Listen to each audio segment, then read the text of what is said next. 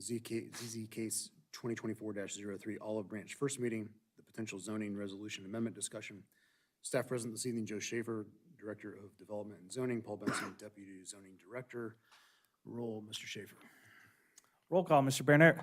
Mr. Teichman. Present. Mr. Leff. Here. Mr. Welch. Here. Mr. Wester. Here. Statement of policy, this meeting may be recorded. Such recordings are public record, may be posted online, and could be subject to review in court. It is, as is the adopted policy of the Zoning Commission, all applicants will be granted an opportunity to make their formal presentation. The audience may be then granted an opportunity to comment, followed by the applicant's response and questions from the commission. The chairperson may limit repetitive debate and reserves the following rights: to limit comment to items on the agenda, to limit public comment to 5 minutes per person, to restrict the number of times a member of the public is permitted to speak, and to enact any other reasonable ad hoc protocols or measures necessary to maintain a fair, safe, and orderly meeting. This policy was adopted by the commission to provide for the respectful, constructive, and efficient discussion of business scheduled for consideration and to allow for proper due process as required by law. First item up are 2 meeting minutes sent by Mr. Benson. I wasn't here for the 27th, so I don't know that, I mean, I can make the motion, but. So I'll motion, I was here. Okay. I'll motion to approve. Joe, do we need to do them individually or just in the whole? You want to do it as one solid, together motion, that's fine with me. Do them separate. So read the script. Okay. So I read right here where it says motion. Yeah, you move to approve. Ryan Wester moved to approve the March 27, 2024 meeting minutes as presented or with the following amendments No, as presented. as presented. I second. Discussion? Mr. Schaefer? Roll call, Mr. Bernert. Yes. Mr. Teichman. Yes. Mr. Welch. Abstain. Mr. Wester. Here. Mr. Leff. Yes. Those are accepted. And then, Mr. Chair, I'd move to approve the April 9th, 2024 meeting minutes as presented. Second. Second by Mr. Wester. Roll. Roll call, Mr. Bernert. Yes. Mr. Teichman. Yes. Mr. Welch. Yes. Mr. Wester. Yes. Mr. Leff. Yes. Those are accepted. The time is now 7:02 p.m.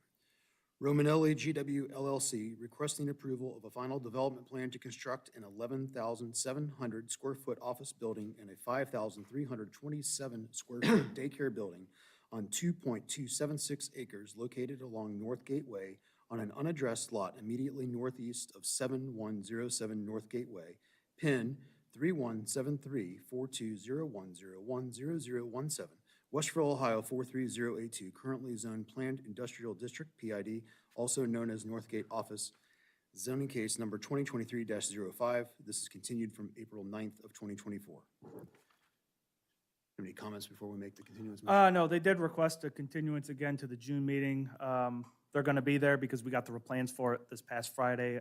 Essentially what happened was, I think I told you the last meeting, the daycare's out, so they had to take time to redo the plans. But then, right before they were ready to submit for this, the deadline for this meeting, they sent me their stuff for their signage, and it was, to me, a little too open-ended for what we would expect for a final development plan. So I said, I think you need to work on this a little bit more, and they said, that's fine, but we need another month then to make those adjustments. So they have been working with me on that. So no concerns from staff about this request. So, Mr. Chair, I'd move to continue the public hearing for the subject final development plan application known as Northgate Office, Zoning Commission case number 2023-05 until June 10th at 7 p.m.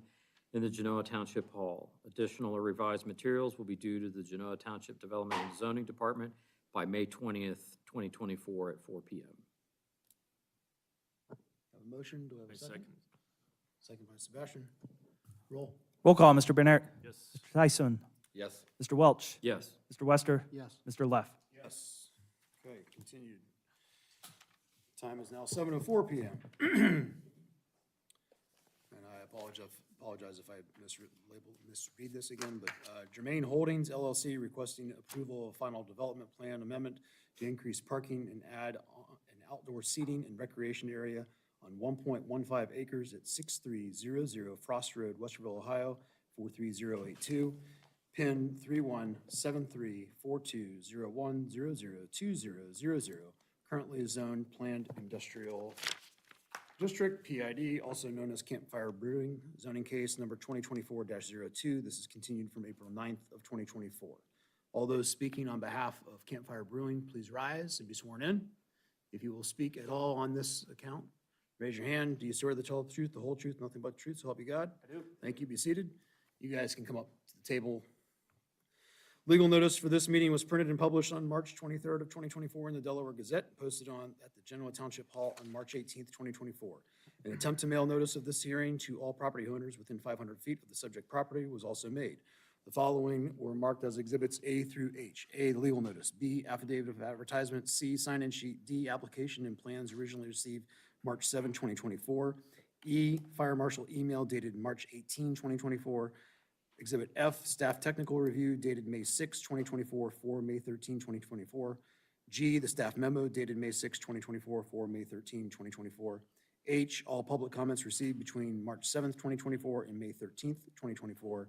And Exhibit I, the revised submission and plans received April 16th and April 25th of 2024. Mr. Schaefer, floor is yours. Thank you, Mr. Chairman. So as you all probably recall this site from last month, I'm just going to focus on the things that have changed. Number one, the number of parking spaces provided on the site has increased to 28. You can see they added a row of parking in that sort of just, I guess, above that light green area on the drawing there you see projected on the TV screen. I guess that'd be to the east of the outdoor recreational area.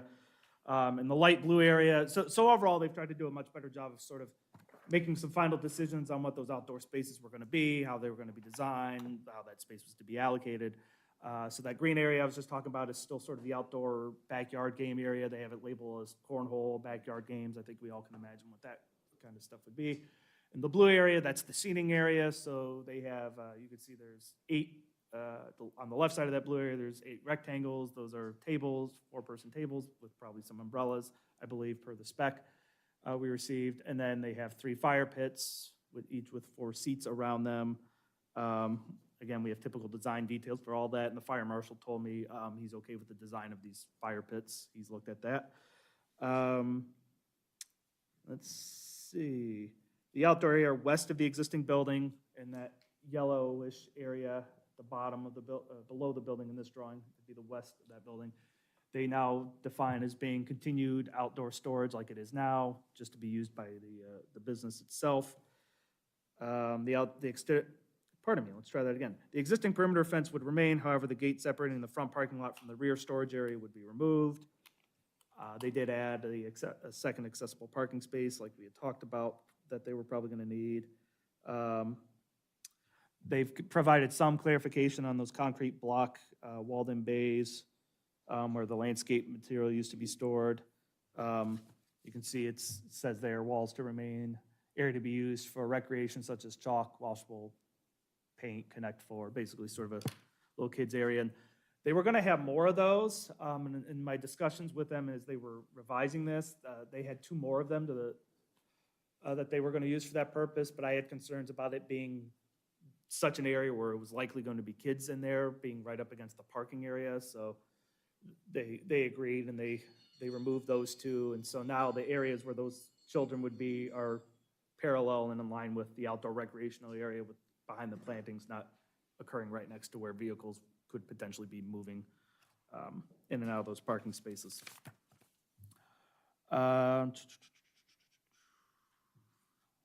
7 total parking lots would now be provided to replace the 2 existing parking lot lights on the site, so they're actually improving the lighting. Obviously, I imagine there'll be evening activities here, so I'm sure having that area lit, that outdoor area lit, especially in the summer time, is going to be beneficial to them. The plans have been revised, but if the landscaping plans have been revised to basically show the landscaping is there, and that was shown on the original approved drawings.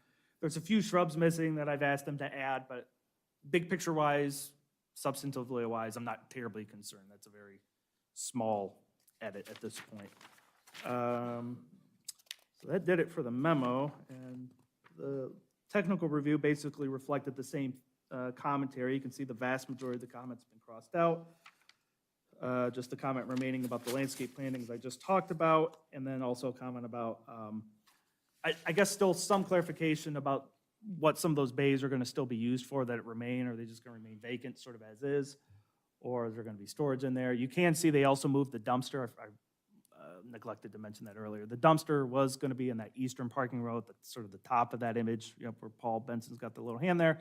You can see they did take our advice and are gonna get some extra few steps in, I guess, going out to the dumpster, for the employees, to the back of the site, but I think that's gonna function much better for them, and, I think you'll find whoever is probably servicing that dumpster for you is probably gonna be much happier to have it in that location as well. So that was really it. Like I said, most of this was about getting the landscape on the plans, the existing landscaping, getting the sign that's existing on the plans, just cleaning up the documentation, making it a little bit clear for the commission of what was sort of happening where and how things were laid out. So we've got the typicals on all the designs. So, big picture wise, staff has everything I think it needs to do the compliance review. There might be, additional questions or comments from the commission, but from a compliance standpoint, I really don't have much in the way of concerns. Like I said, the only thing I'd maybe want to know is just what's going to happen with those bays that aren't going to be used for the recreation. But other than that, Mr. Chairman, unless there's any questions for me right now, I'll turn it back over to you. Welcome. Turn both mics on, and then name and address, and then you're part of the presentation. All right, I'm Dan Haskins, 7278 Pueblo Court. Roland Reeb, 337 Layton Court, Westerville, Ohio. And Brett Hosser, 6103 Grisham Street here in Westerville. Guy to the curb. Couldn't make it tonight. He's currently in Fenway Park, so, yeah, he's got it better, I think.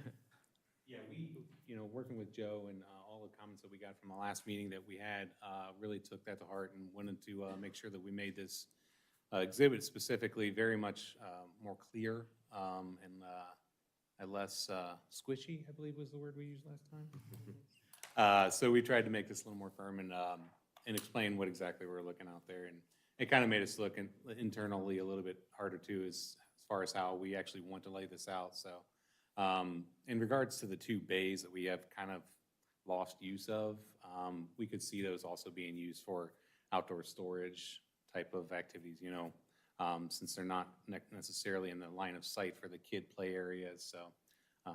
Or they could remain empty. Yeah, they There's could just no- remain empty. We don't have. We don't plan. currently really have plans for them, given that they're sort of, locked off and not great space to use, given the parking right there, so. Yeah, I think it seems like we addressed most of the concerns, so if you guys have anything else. We hope we did anyway. Yeah, we So thought so. appreciate the feedback. Nothing else? That's it? Okay. Public comment on this one?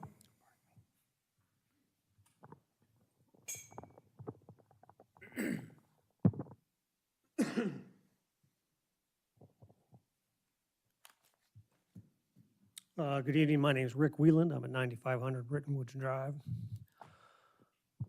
Just one comment for the board. As far as the parking places, looks like in the light blue area there, they have 8 tables at 4 each is 32 plus 3 tables at 12 is 44. Doesn't compute to what they have on their total for parking places on their application.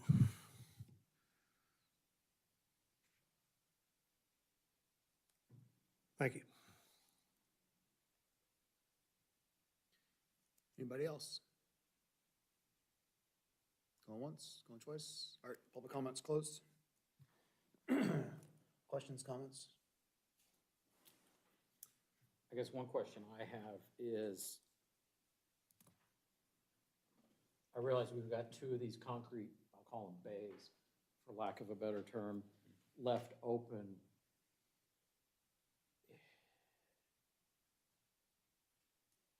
I guess I'm gonna ask, should we ask the applicant for a commitment that it would only be left for storage of the recreational items and not something outside of, I don't wanna see brewery equipment or things like that.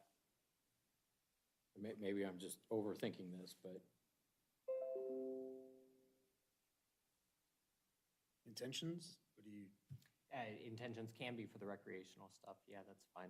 We don't, it would be really inconvenient to store brewing equipment way Well, back yeah, there, I mean, so. I guess what I'm, you don't want it to be a storage a yard. catch-all for anything and everything that the business may have so that it becomes unsightly or a problem or whatnot, or even a safety hazard for the patrons. Yeah, we don't necessarily want the kids playing with that stuff out there either, so. Yeah, I mean, that could certainly be something that we say is only used for the recreation area, storage. That was the only question or comment I had. Yeah, with regard to that, or comment to that, it's not indicated as storage on the plan. So as long as they adhere to that and don't store a bunch of brewery equipment back there, then they'd be adhered with the plan. So I think that the plan already indicates that they're not allowed to store anything there. Well, that's true. To me, it's like, if you're gonna have these bays, you're gonna use it for chalking, okay? And you have kids there. Kids are so hard gonna go to these other bays. Like, you have to have some way of blocking it off, in my opinion. I mean, we're talking about kids. Kids just see, oh, this is full of chalk. Now we're moving on to the next one, then they're on the parking lot. I just don't think it's, either you block it off. I mean, that's my opinion on that. Because I think also the dumpster, doesn't the dumpster also need to be screened? So, I mean, there needs to be something in front of the dumpster too, like a gate or something, right? Not necessarily. We require the screening from like adjacent properties, and certainly if it was up against residential, we would ask for that. But on a site like this, where it's always been outdoor storage, they're really not changing the use of what that bay's being used for. It's storing a different item, but it's still outdoor storage. Well, but now you're inviting the public into Yes. that area specifically Yeah. versus the contractor that would come in there to pick up a load of mulch or Harry Sure. homeowner to get mulch. Yeah, I'm not familiar with Ohio Mulch's operations back there, whether or not the public was able to get back that far into the site or not.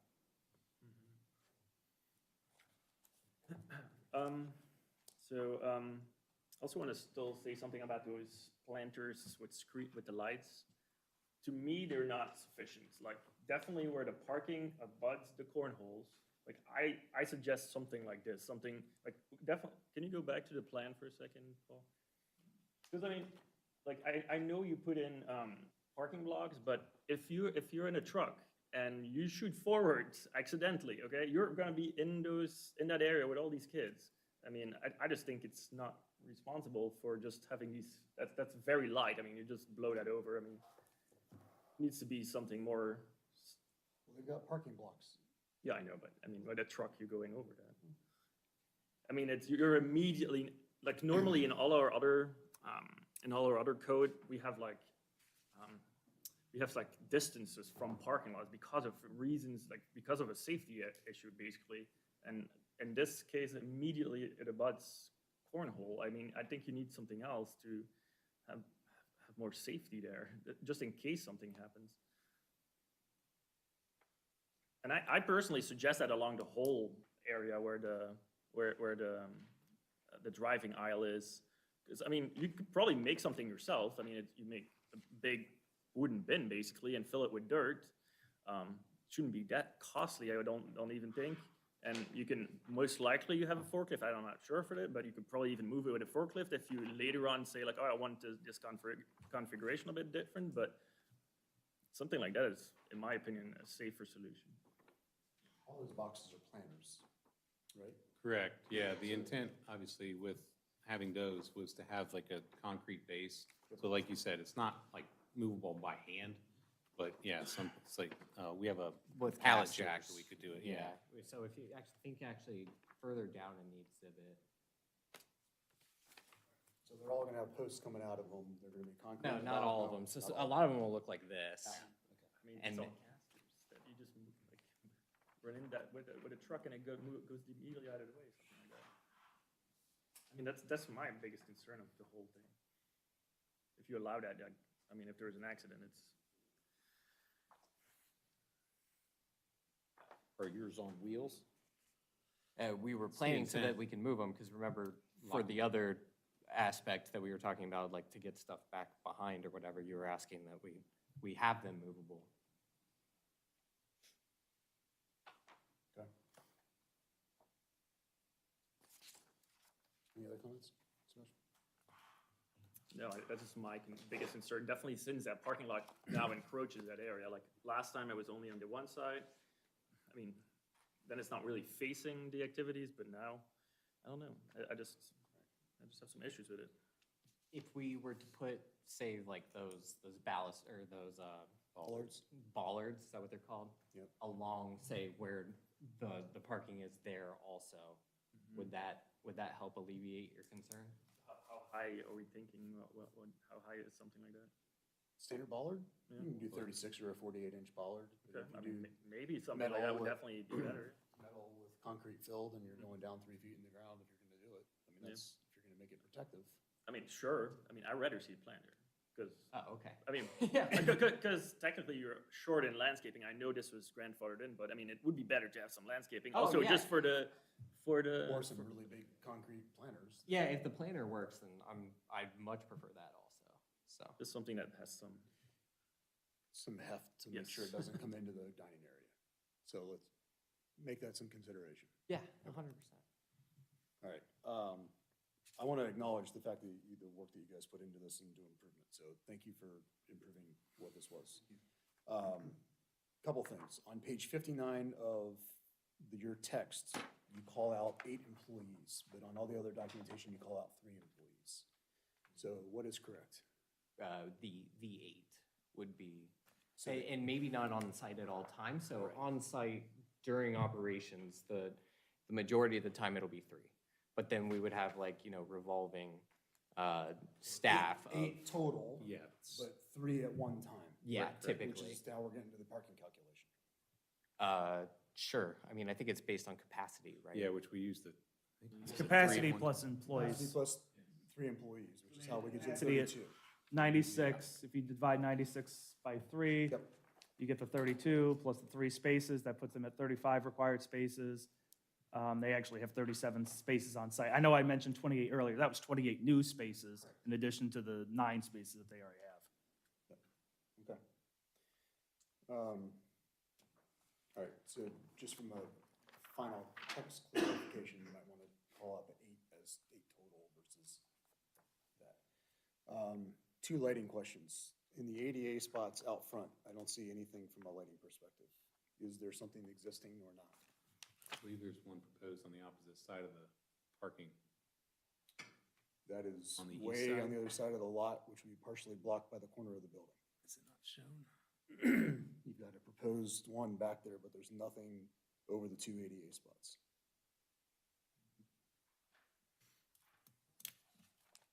Okay.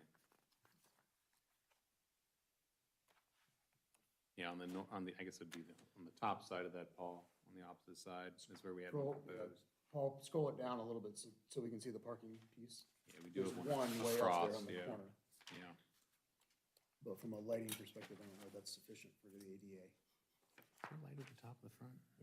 I think there is a light over the top of the front door, now I'm thinking about it, but that's all existing, so we weren't proposing to like change anything, but. Yeah, But we just didn't. But we can see if there's one above, and if not, we can potentially add one. And then, is there any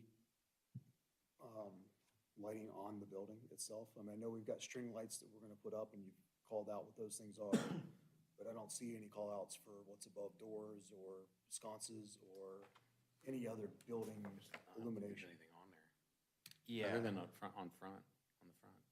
I think there used to be one on the back above There the used to garage be, door yeah. that no There's- longer exists. Nothing there, yeah. So that whole area behind it, that's outdoor storage, brewery use only, there's no lighting in that We have one alley? proposed light, yeah, which Mhm. is, So the one back, okay. yeah, So there's nothing on dynamic the spread light. wall? No. There's no wall packs, no nothing?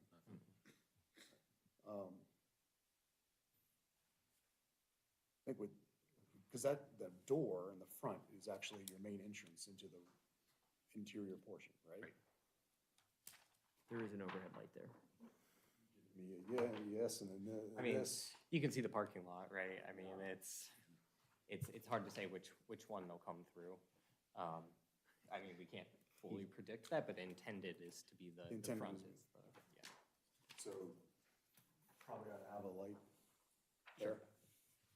And if you put enough of a downward one on and not outward, you probably have enough illumination for the handicap spots as well.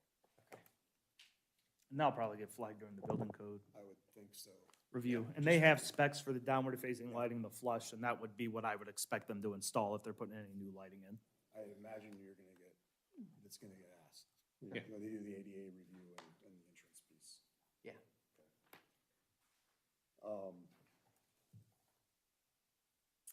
The parking, like Sebastian was saying, if you can make sure there's something of heft there and it's not easily moved.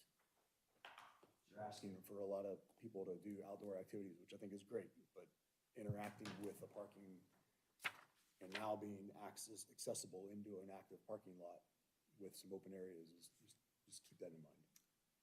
Agreed. Okay. Those are my comments. Anything else? I would also definitely try to block these off somehow. That's my, just that you don't have kids running in there, that's all. Like, gates, fill it up with dirt. I don't know what you can do, but The point is well taken, yeah. just something at the end. I can't remember if that one is full wall or if it's a lower wall at the moment. It used to be full wall. They're just one block right now. And so as a one block, I think you're right, that we should put some sort of barrier because I have a 1.5-year-old and he has kids. We all have kids. We know how they work. Should we address the missing parking spot? Because normally it comes from 36, go to 44, so there's one parking spot that technically still needs to be there. I think as long as it's specified in the development tax stat, there are 8 total staff that are hired by the organization, but only 3 will be at a given time. This is purely based on the amount of outdoor seating. Because there is Oh. 44 drawn in there. I mean, either you take a fire pit, I mean, Well, they just, have, you can, guys can do it, or you throw another parking spot in, but. well, to me, they have 2 extra spots that they need, so really all they need to do is just change the math there. So one extra would be needed, it's 3 per. Correct. So it would be 9. Yeah, so their outdoor seating, that number 36 on their plan would need to increase to address the amount of actual seats that are drawn in your plan, so that those are in concurrence with one another. And then you would just need to change that math, and I believe that math would add it by 1 or 2. So you have enough parking spaces, but it's not, the math's just not right. I think there's one missing. Would there be one missing? It would need to have 38? Yes. We'll double check the calculation. 41 spots. Or to change the seating. Is that 44 outside? It's 44.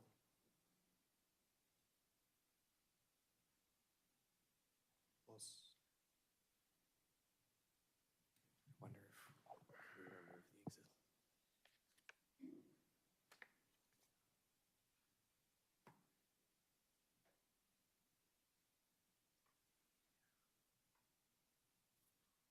Oh, because you're saying the outdoor is 44 Yeah. for what was drawn. Yeah, and then there's 8 more, so Plus per the- 3 per 9, so you would have 3 more spaces. They actually have 2 extra, but they would technically need an extra one, or they need to ask for a variance. Yeah, sorry, my math was wrong there. Are we counting the cornhole boards as? No, the 8 4-person tables, 3 fire pits, that's 44. Oh, yeah, Is you're what right. we're I'm sorry. showing I outside. misdid the math in my head, yeah. 60 inside. Yeah, I did 8 times 3, not 8 times. So what do you guys, that's a lot inside. Yeah, so if we need to. We could remove the table. We could also. Or a seat Yeah. or 2. So we I make mean, the that's that's math two, work. I mean, to existing get to the number portions. you've got on there, you need to pull 2 of the 4-person tables Yeah. out. We can take those out. Okay, so we would have a max of 6 4-person tables and the 3 fire pits. Works for me. Okay. All right. I think that lighting's important to look at because the Ohio Mulch probably operated more during the day and not at night. And this facility probably is going to operate more at night than during the day. An alternative for the for the picnic tables or the 4-person tables is you could remove 1 chair around each of the fire pits and do 3-person fire pits instead of 4. That would remove 1 parking space too. Your choice. Just giving you some options. Thank you. All right, divergence review.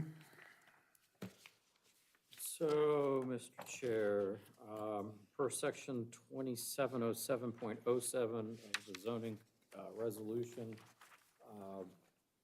unless a deviation from development standards is specifically approved as a divergence, the same shall be complied with. And so the applicant has requested a divergence from section 1306.01 of the resolution to allow for food truck service and outdoor seating in recreation areas.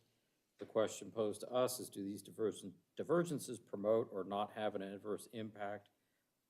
And I would suggest to the commission that the divergence does not have an adverse impact on the health, safety, morals, and general welfare of the present and future inhabitants of the township, does not have an adverse impact on the quality of life within the township through the protection of the total environment, the preservation of nuisances and hazards, and the provision of adequate light, air, and convenient access to property, assures the compatibility of land uses which are either adjacent or in proximity to each other, allows for the orderly development of all lands within the township to its appropriate use, is also the most appropriate use of land to facilitate and provide adequate public and private improvements, and is consistent with the recommendations of the official Genoa Township Comprehensive Plan currently in effect.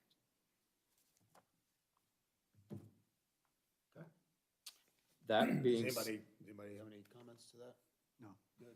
that being said, I would move to declare the subject final development plan amendment application, German Holdings LLC, zoning commission case number 20. I gotta read through the top part. Minor measure. That it would be a minor.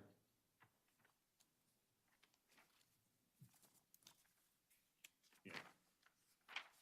You need to declare that one. Yeah, I was reading through here. You're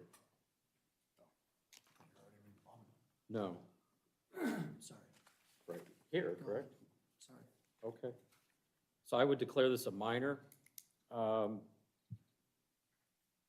amendment application for German Holdings LLC, zoning commission case number 2024-02, including all plans and materials, a minor amendment of the final development plan per section 2710.03 of the zoning resolution of the, and thus not requiring subsequent action by the Board of Trustees.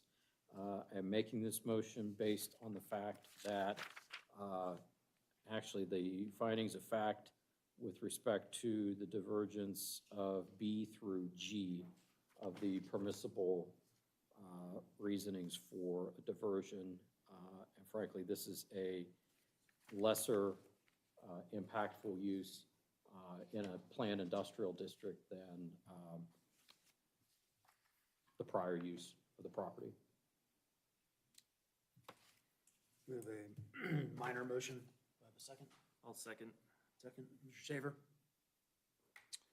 Roll call, Mr. Bernert. Yes. Mr. Teichman. Yes. Mr. Welch. Yes. Mr. Wester. Yes. Mr. Leff. Yes. Okay, it is a minor. So this part I will probably need a little assistance to make sure that we adequately document if there's any commitments. So I would move to approve the following: the subject final development plan amendment application, including all plans and materials, and which has been deemed by this commission to be a minor amendment pursuant to section 2710.03 of the zoning resolution, submitted by German Holdings LLC to increase parking and add an outdoor seating and recreation area on approximately 1.15 acres of property located at 6300 Frost Road, Westerville, Ohio, 43082, currently zoned planned industrial district, zoning commission case number 2024-02, incorporating exhibits A through I and any commitments made by the applicant during this hearing, including, I think, number one, reducing the table count on the proposed outdoor area by at least 4 persons. I would say reducing the occupant count by four persons, Okay. but yep. Or it's 3, technically. I think they're only Yes, required to reduce it by 3. Yes, 3, that's correct. Okay. But I like that. Any other proposed? Having heavier planters around the parking area, and preferably everywhere. Would you, How do we want to verbalize that. Do we want to list them out first and then make the motion? Because we're trying to get away from the motion by committee Okay.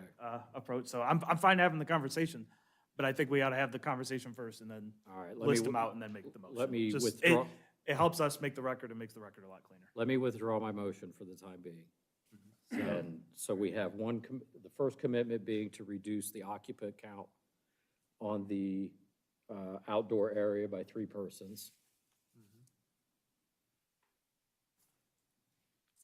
Well, it's to match what they have in the wording, not what they have on the drawing. So the drawing to reflect what is in the wording. I think it's two things, yeah. Right. Yeah, it's two things. One, they have to amend the drawing to indicate 3 less occupants, and then 2, they have to get the text to match the drawing. Yeah, so it's 2 things. All right. So the drawing and the text to adequately reflect the actual head count or occupant count in conjunction with the parking lot count. Yeah, I like that. Occupant and employee count, right? Because there was that issue on Yes. page 59.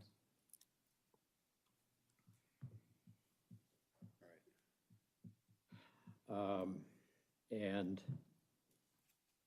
More adequate protection for heavier parking protection heavier parking protection. Is that or right? heavier vehicle protection, Well, it's actually for the occupants. patron protection, but Heavier patron protection for the outdoor areas. fine. Do we want to limit that to just in front of there Parking blocks or the whole drive aisle? or the whole thing? Heavier separation between vehicles and patrons. To me, I'd rather see it everywhere, but, Yeah. I mean, definitely where the cars are parked, that's Along the drive definitely aisle. an issue. Along the drive aisle. So basically along like the eastern edge of that planter, is that what we're talking about? So against the drive aisle and against the parking spaces? Yes. Sort of makes that bend, yeah. I think that was it, right? I would still want to screen the, I mean, for me, it's just still like, Are you saying screen the dumpster area? no, I mean, I would prefer that to be screened, but also just screen or make them inaccessible for children to use them as shock. I can commit to Cavities that, or something. Because I agree. There should be some sort of screen there. I mean, maybe it's like those temporary screens, those, what is it, those metal fences on the concrete post that you just can put in front of it or something. Yeah. I mean, something. Something just, I guess, to make it clear that you're not supposed to be in Yes. there, right? Yeah.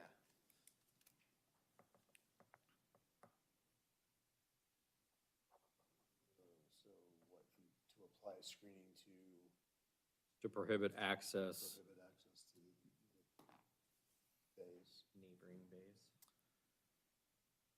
And then I always like to put I guess, I don't want to call it a carrot, but it's a deadline for them to have to do, because they're gonna have to revise the materials, sort of like we did with Giamarco's of, I'm assuming, as I always recommend, that they do this before we issue the permit, but that would have to be a condition of the approval. I'm sure they have no issues probably with that, I'm assuming. As soon as you guys need it. So we won't put a date on it, like we didn't do the last one, but you have to have all this done before the permit's issued. Fair enough. Okay? So you're not in a rush in 3 days to turn it back in.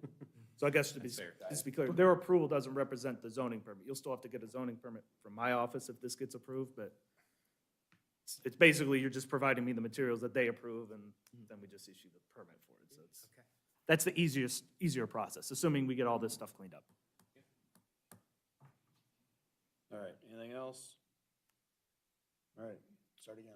All right, so I would move to approve the following: the subject final development plan amendment application, including all plans and materials which have been deemed by this commission to be minor amendments pursuant to section 2710.03 of the zoning code, a resolution submitted by German Holdings LLC to increase parking and add an outdoor seating and recreation area on approximately 1.15 acres of property located at 6300 Frost Road, Westerville, Ohio, 43082, currently zoned planned industrial district, zoning commission case number 2024-02, incorporating exhibits A through I, and the following commitments made by the applicants during this hearing. Number one, to revise their final development drawing and their final development plan text so that both accurately align with the count of occupants as well as employees and the number of parking spaces. Number two, to provide heavier patron protection along the drive aisle. Number three, screening to prohibit access to unused concrete bays. And number four, the revised materials to be submitted before the Zoning and Development Department issue the final zoning permit.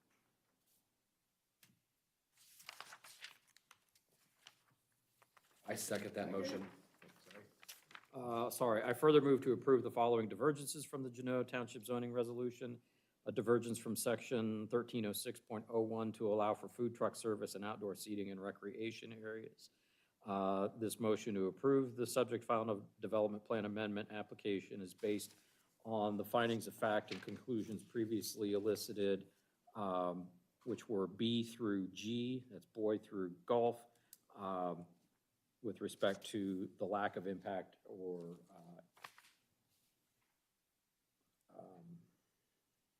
use in conformance with the comprehensive plan. All right, motion is on the table. I second. Second. Discussion? Comments? Mr. Schaefer? Roll call, Mr. Bernhardt. Mr. Teichman. Mr. Welch. Yes. Mr. Wester. Yes. Mr. Leff. Yes, motion passes. That concludes this meeting at 7:42. Thank you, gentlemen. Appreciate it. Thank you. Look forward to seeing it come to fruition. Hope to see you out there. Thank you. All right, time is now 7:42. Minnie Coastman requesting approval of a final development plan to construct an approximately 2,400, that's 2,400 square foot office building on approximately 1.09 acres at 5064 South Old 3C Highway, Westerville, Ohio, 43082, PIN 31724003019000. Currently zoned planned commercial district, PCD, also known as the Olive Branch, zoning case number 2024-03. All those speaking or thinking of speaking on this and giving commentary, please rise, be sworn in. If you're going to speak at all, right hand up. Do you swear to tell the truth, the whole truth, nothing but the truth, so help you God? I do. Thank you. Be seated. Legal notice for this meeting was printed and published on May 1st of 2024 in the Delaware Gazette and posted at the Genoa Township Hall on April 19th, 2024. An attempt to mail notice of this hearing to property owners within 500 feet of the subject property was also made. The following were marked as exhibits A through I. A, the legal notice. B, the affidavit of advertisement. C, sign-in sheet. D, application and plans originally received April 15, 2024. Revisions received April 17, 2024. Exhibit E, the traffic memorandum provided by Delaware County on April 10th, 2024. Exhibit F, fire marshal email dated April 23rd, 2024. G, the staff technical review dated May 6, 2024 for the May 13 meeting. H, staff memo dated May 6, 2024 for May 13, 2024. I, all public comments received between April 15th, 2024 and May 13th, 2024. Mr. Schaefer. Mr. Chairman, I've got a lot to present here, so I'm not going to read the entirety of everything I've written for the sake of brevity. I'm going to try to skip redundancies and items like that. The memorandum, as you noted, is part of the record as an exhibit. So, as you noted, look, the applicant's looking to build an office building on the site. The plans are projected on the TV there. This is, in case you have, anyone in the room is still unsure, we're talking about right outside, right across the corner where the old Genoa Lawn Center used to be. This property is owned planned commercial, as you noted, and subject to the Hoover watershed. The space is obviously just to provide the applicant room to operate their practice as a mental health nurse practitioner. The business would be known as the Olive Branch. Approximately 6 offices, 2 half baths, a waiting room, a break room, main floor storage, and an open storage room above on the 2nd floor. The existing accessory building on the property will remain, though its future use remains unclear. I imagine it's most likely going to be storage. The size and height of the existing accessory building also need to be memorialized on the application materials, although there is a zoning permit on file for it, so as you'll see here momentarily. I know we're all pretty familiar with the area, but just for the sake of the record, the property immediately to the north-northeast where the white farmhouse is actually zone plan commercial and is operating as a dwelling. The properties to the north and west are rural residential zone properties. That's where the New Mulberry Estates subdivision, which is currently under construction, is located. Obviously, to the south, you have Big Walnut Road, and then there's rural residential homes across the street to the south. And then to the east, also rural residential homes across South Old 3C Highway there. And all of those properties are also within the Hoover watershed, although most of them aren't, nothing they do triggers the need to comply with it. But this project does. For those who also don't know, as you can see on the drawing, there is a peanut-shaped roundabout that is going to be constructed eventually at the Big Walnut South Old 3C intersection. I don't know the exact time frame of it, but I know they're still in the right-of-way acquisition process because myself and Administrator Wise met with the company that the county hired to do the right-of-way acquisition. We met with them several weeks ago, but nothing's been finalized even on our end yet. So usually it's right-of-way acquisition, and then they have to, once the project gets the green light and the funding, then it's utility relocation, and there's somewhat of at the whims of the utility company as to when the utility company is going to get out and move all their stuff, and then the actual road construction begins. So I would say just, you know, my guess is we're still probably a year plus out from seeing any major activity on this site. That could always change, but I don't think it's going to start happening tomorrow, that's for sure. There's a lot of interesting history of this site. Again, for the sake of brevity, I'm not going to read through it, but it is entered in the record, if nothing else, for posterity.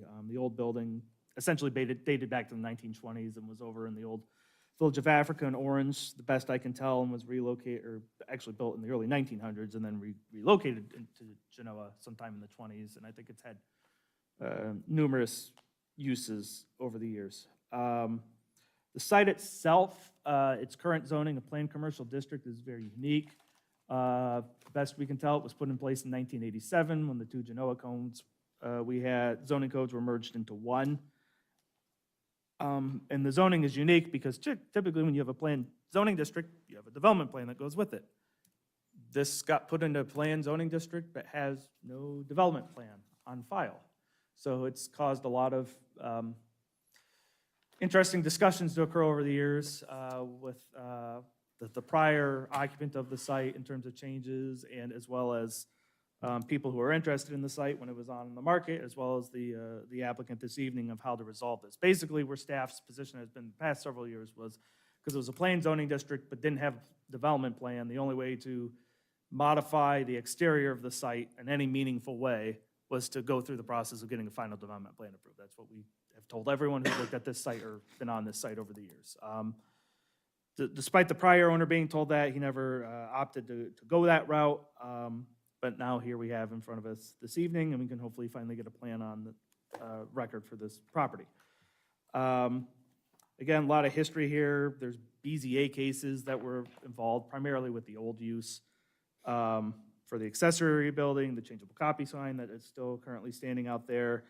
There was also, if you recall, several years ago, it hasn't been operating for a number of years, but there used to be like a little outdoor farm market that would operate here seasonally. There was, that was part of the BZA approval at one point, and temporary signage that went with that. But starting in, after the property was acquired last year, the property owner started with demolition of the old lawn center building and removal of trees and prepping the site for the development application they have in front of you this evening. As you can see, the proposed building would sit near the southeast corner of the lot, parallel to Big Walnut Road. It stands 33 feet measured to the top of the proposed cupola, as illustrated in the building elevations that were provided. In terms of traffic and access, development appears to have taken into account the expanded right-of-way that's going to be needed for the new roundabout design. At the intersection, access to the site from South Old 3C Highway, as well as the property, the home, would no longer exist. I think there is still a driveway shown there, but I think it would my understanding of the drawings is that driveway would now only service the home and not service the, this application. I'm sure the applicants can speak more to that. Trip generation analysis memorandum was submitted as part of the application. The analysis shows that the traffic impact to this use for this use is minimal. Total AM trips was 9, while the total PM trips was 11. Township staff sent a copy of plans to the engineer's office to provide them, an opportunity to flag any issues. I did not receive a response from them, but again, based on the drawings I've seen of the roundabout as part of the township's review of the right-of-way acquisition, this looks pretty accurate to me in terms of what it's going to be. I can always sort of ask the engineer's office again as to whether or not this is truly 100% accurate as to where those lines are supposed to be. Parking, the parking lot situated is just west of the proposed building will contain 19 spaces, including 1 accessible space, as well as curb blocks for those spaces. A designated turnaround at the terminus of the parking lot has not been provided. It's not required. But since the site exceeds the number of required parking spaces for the development, 19 as opposed to the 12 that are required by the code, staff recommends the applicant consider that the northern end of the parking lot be reconfigured to a design that would allow for motorists to safely turn around at the head and head south if necessary, so they don't have to back all the way down the drive aisle. In terms of pedestrian access, the sidewalk system would run adjacent to the eastern parking row around some of the building perimeter. Some of the drawings don't match, though, in that aspect, so that needs to be sort of clarified. In one drawing, it shows it all the way around the building. You can see in this drawing, it's only on 3 sides of the building. So we need that cleaned up and clarified. No sidewalk, multi-use paths, or trails are proposed by the applicant, nor is any such improvement included in the county's plans for the roundabout, to the best of my understanding anyway. The township is actively pursuing money to construct a trail along the north side of Big Walnut Road from Route 3 to South Old 3C Highway. For context, Big Walnut Road and the associated right-of-way is currently owned and maintained by the township, although all the traffic improvements are typical of this scale, especially because it intersects a county road. That's going to be a county-constructed project. 2 pole-mounted light fixtures would be provided to illuminate the parking lot, 1 along the western parking row and 1 along the eastern parking row. The western, southern, and eastern entrances into the building would be flanked by building-mounted light fixtures, again, as we noted in the prior hearing, probably required by the building code. Fixture specifications and a lighting plan have been provided to demonstrate code compliance, i.e. 0-foot candle measurements along the lot line shared with residential properties. In terms of landscaping, 2 existing trees on the western end of the site near the septic mound would remain, or so that's what it looked like on the drawing to me at least. 12 additional trees would be planted along the site's western lot line shared with Mulberry Estates. Moving into signage. Oh, I'm sorry, there was one more note on landscaping. Building foundation, shrubs, and plantings would be provided adjacent to each building entrance. So back to signage. 2 freestanding post and panel signs, each having a face on each side, are proposed for the development, 1 along Big Walnut Road.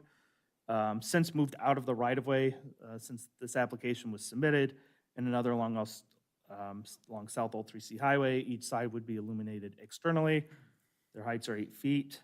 References to changeable copy sign will need to be removed, as this sign does not, from the materials, as this sign does not qualify as a changeable copy, at least not how I was reading the definitions and understanding the proposal.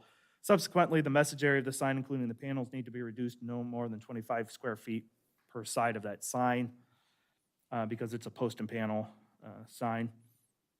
The current proposal does not seek to incorporate any sign bonuses allowed under the code as currently proposed. If the bonuses are claimed, the materials would need to be updated to provide proof that the development qualifies for such bonuses. Setback measurements for the proposed sign have not been provided. As such, compliance with section 180407 cannot yet be determined. Staff presumes the existing changeable copy sign on the property will be removed as part of the roundabout project and not replaced. However, this should be clarified in the submission materials. No building-mounted signage appears to be proposed.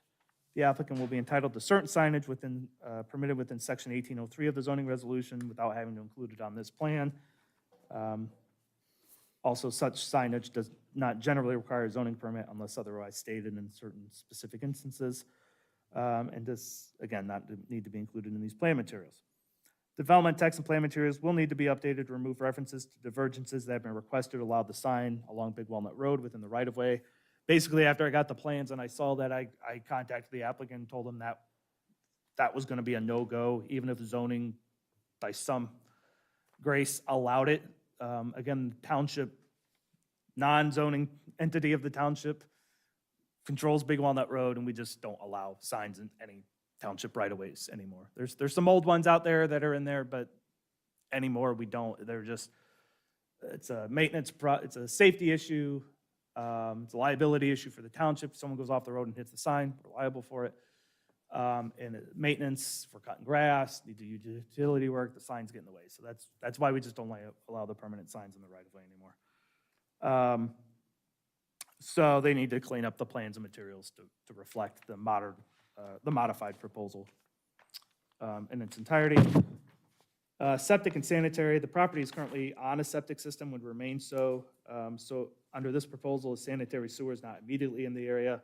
For reference, this township building we're sitting in is also on septic system for the same reasons. I believe the septic system, if I know my history correct, was installed a dozen or so years ago to replace an outhouse on the property.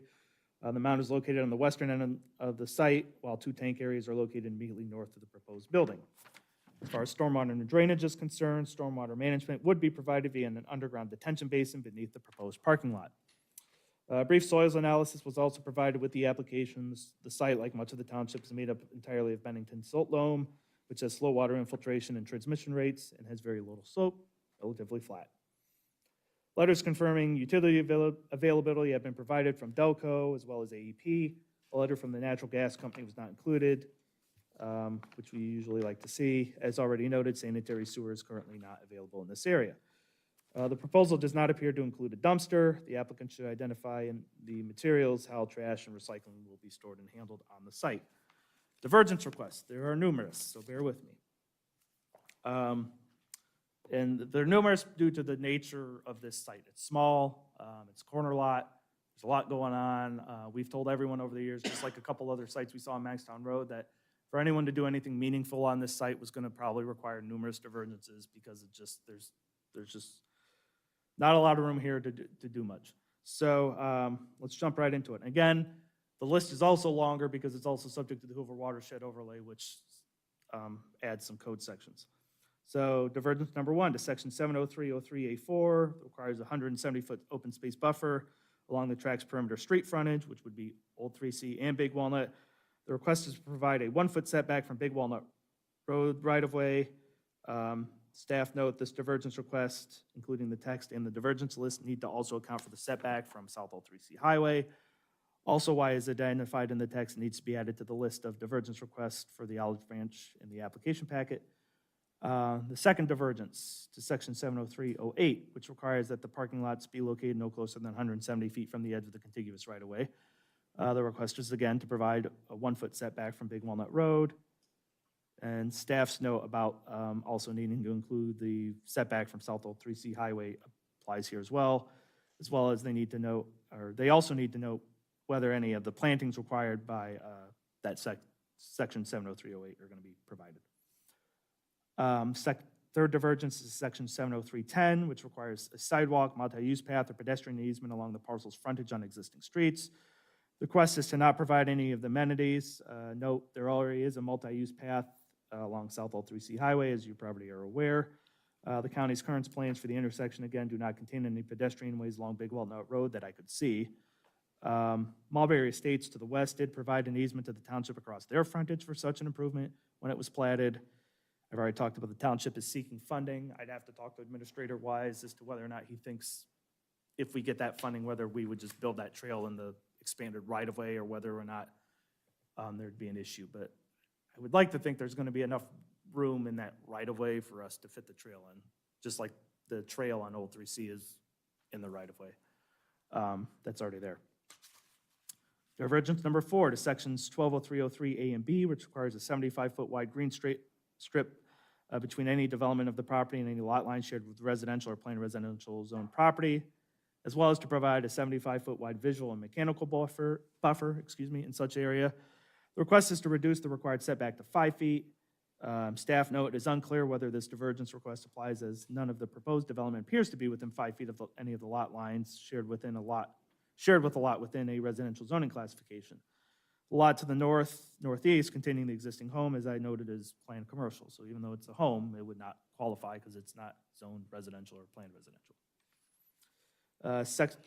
Fifth divergence, section 1203.09C, which requires the parking lot be located no closer than 75 feet from the edge of the continuous right-of-way. The request is again to reduce that setback to 1 foot. which is similar to the request being made relative to section 70308A that I already went through. Divergence 6 is to section 1208.01, which requires buildings be separated by at least 50 feet and that no building be located closer than 100 feet to a zoning district boundary line or street right-of-way. The request is construct building 3 feet from Big Walnut Road and 35 feet from the South Old 3C Highway right-of-way. Staff note, this request needs to specify the proposed building setback from district boundary lines, as well as the proposed separation between the buildings on and off the site. What were divergence requests 7, 8, and 9 have been rescinded because they were all related to putting the sign in the Big Walnut Road right-of-way. The next divergence request, which I guess would now technically be number 7 on the list, would be to section 1903.01, which requires that parking aisles accessing 90-degree parking spaces be 25 feet in width. The request is to reduce the required width by 3 feet to 22 feet. So those are all the ones that they have requested. Now we've got some additional staff commentary regarding the divergences. The first being a divergence to Article 7, Section 70303B will need to be requested in both the development text as well as on the list they provided. This section requires certain planting ratios within the required buffer along Big Walnut and South Old 3C Highway. The proposed reduction of the required buffer to 1 foot will make complying with the planting standards seemingly impossible along Big Walnut Road. This divergence is similar and related to the divergence requested for Section 70303A4 and 70308A. It is also somewhat similar to the request regarding Section 1203.09C. While the number of divergences requested is somewhat similar to, While the number of divergences requested seems relatively large, this figure is slightly deceiving. Some of the requests deal with the same general concept or requirement, but are requested separately due to the fact that the same or similar code standards exist in more than one applicable location within the zoning resolution. From a big picture perspective, the current request boiled down to, again, allowing the proposed parking lot to be located closer to both the road frontages and presumably not provide the required plantings along them. That's basically 3 different code sections deal with that. 2, not providing pedestrian or easements along Big Walnut Road. That's 1 code section. The request about not allowing the development to encroach into planned residential setback. As I noted, that one may not even be needed. There's a clarification there. Again, allowing the building to be built closer to Big Walnut Road and South Old 3C Highway while simultaneously reducing zoning district boundary setbacks and the required building separation distances. And the planting issue that I've talked about, again, that's 3 different code sections speak to all that.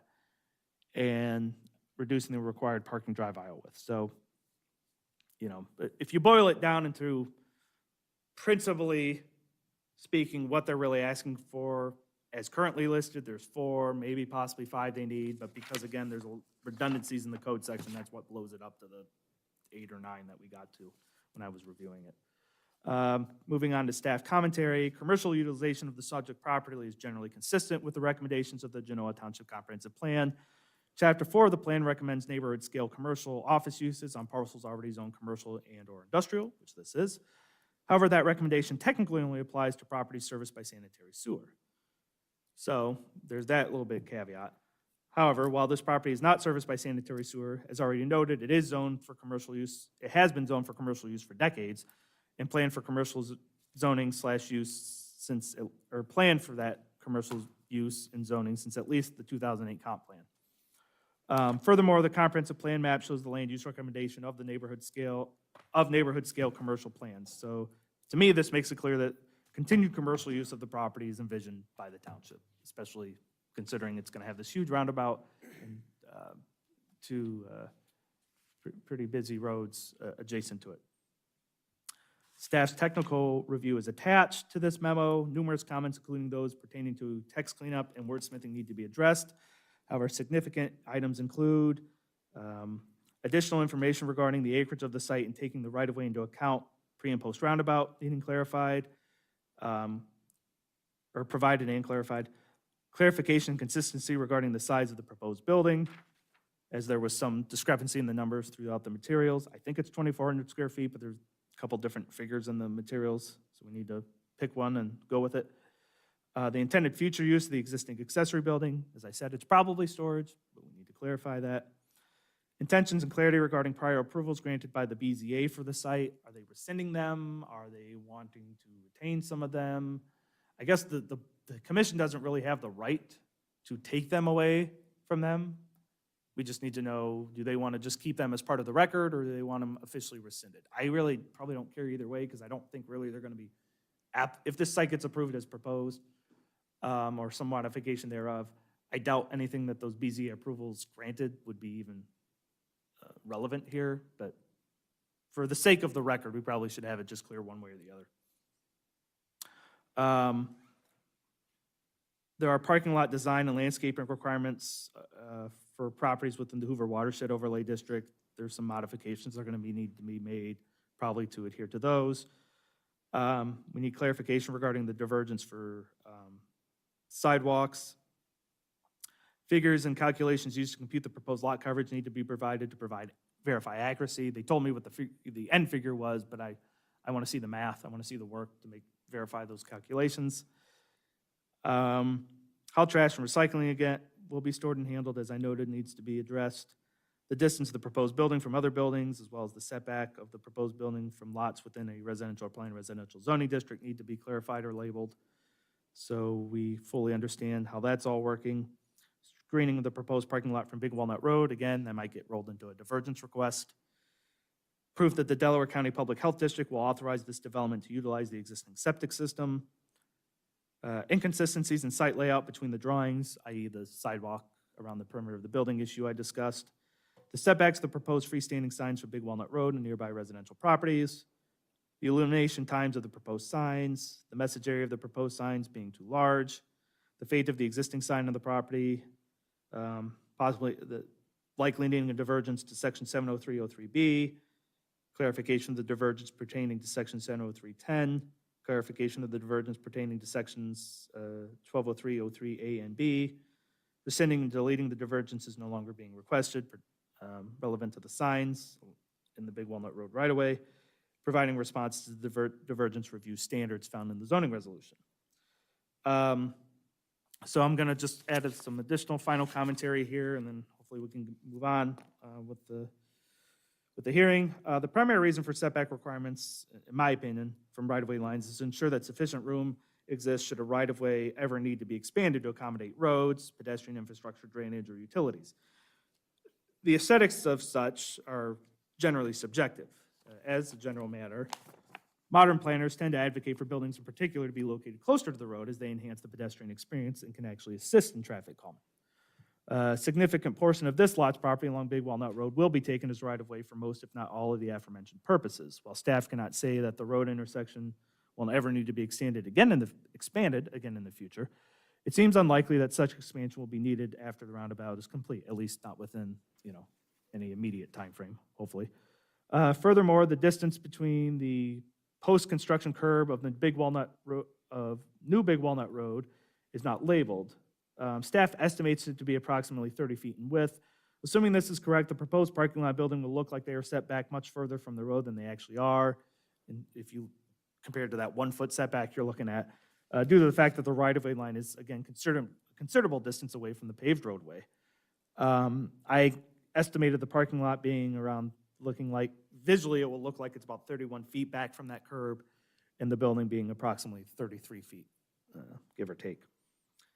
Despite the numerous divergence requests, utilization of the current planned commercial zoning designation is, as noted, consistent with the township's comp plan map, and if nothing else, fair considering the fact that it was a classification seemingly imposed on the property by the township over 35 years ago.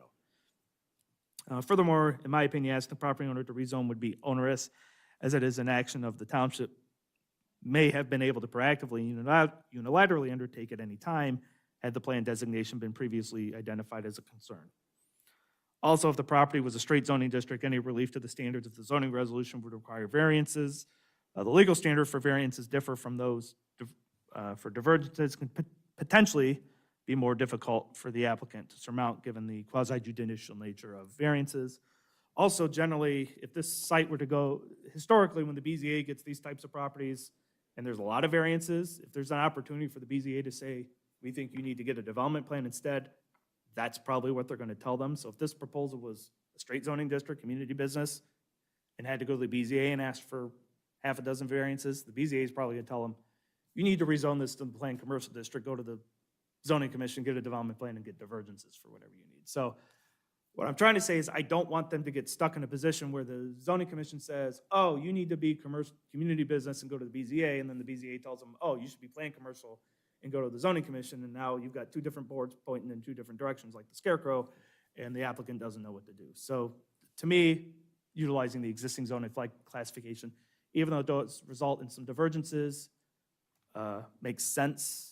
Again, I've said before, I don't view divergences as a bad word, a bad thing. They're in the document for a reason. We know the code just can't anticipate every scenario, every situation, every geometry of a site. The plan districts were basically invented to allow for flexibility in zoning, that the straight zoning districts and variance process wasn't allowing for. So to me, it makes sense. Staff recommends the township work with the applicant to accommodate as many divergences as it's comfortable doing,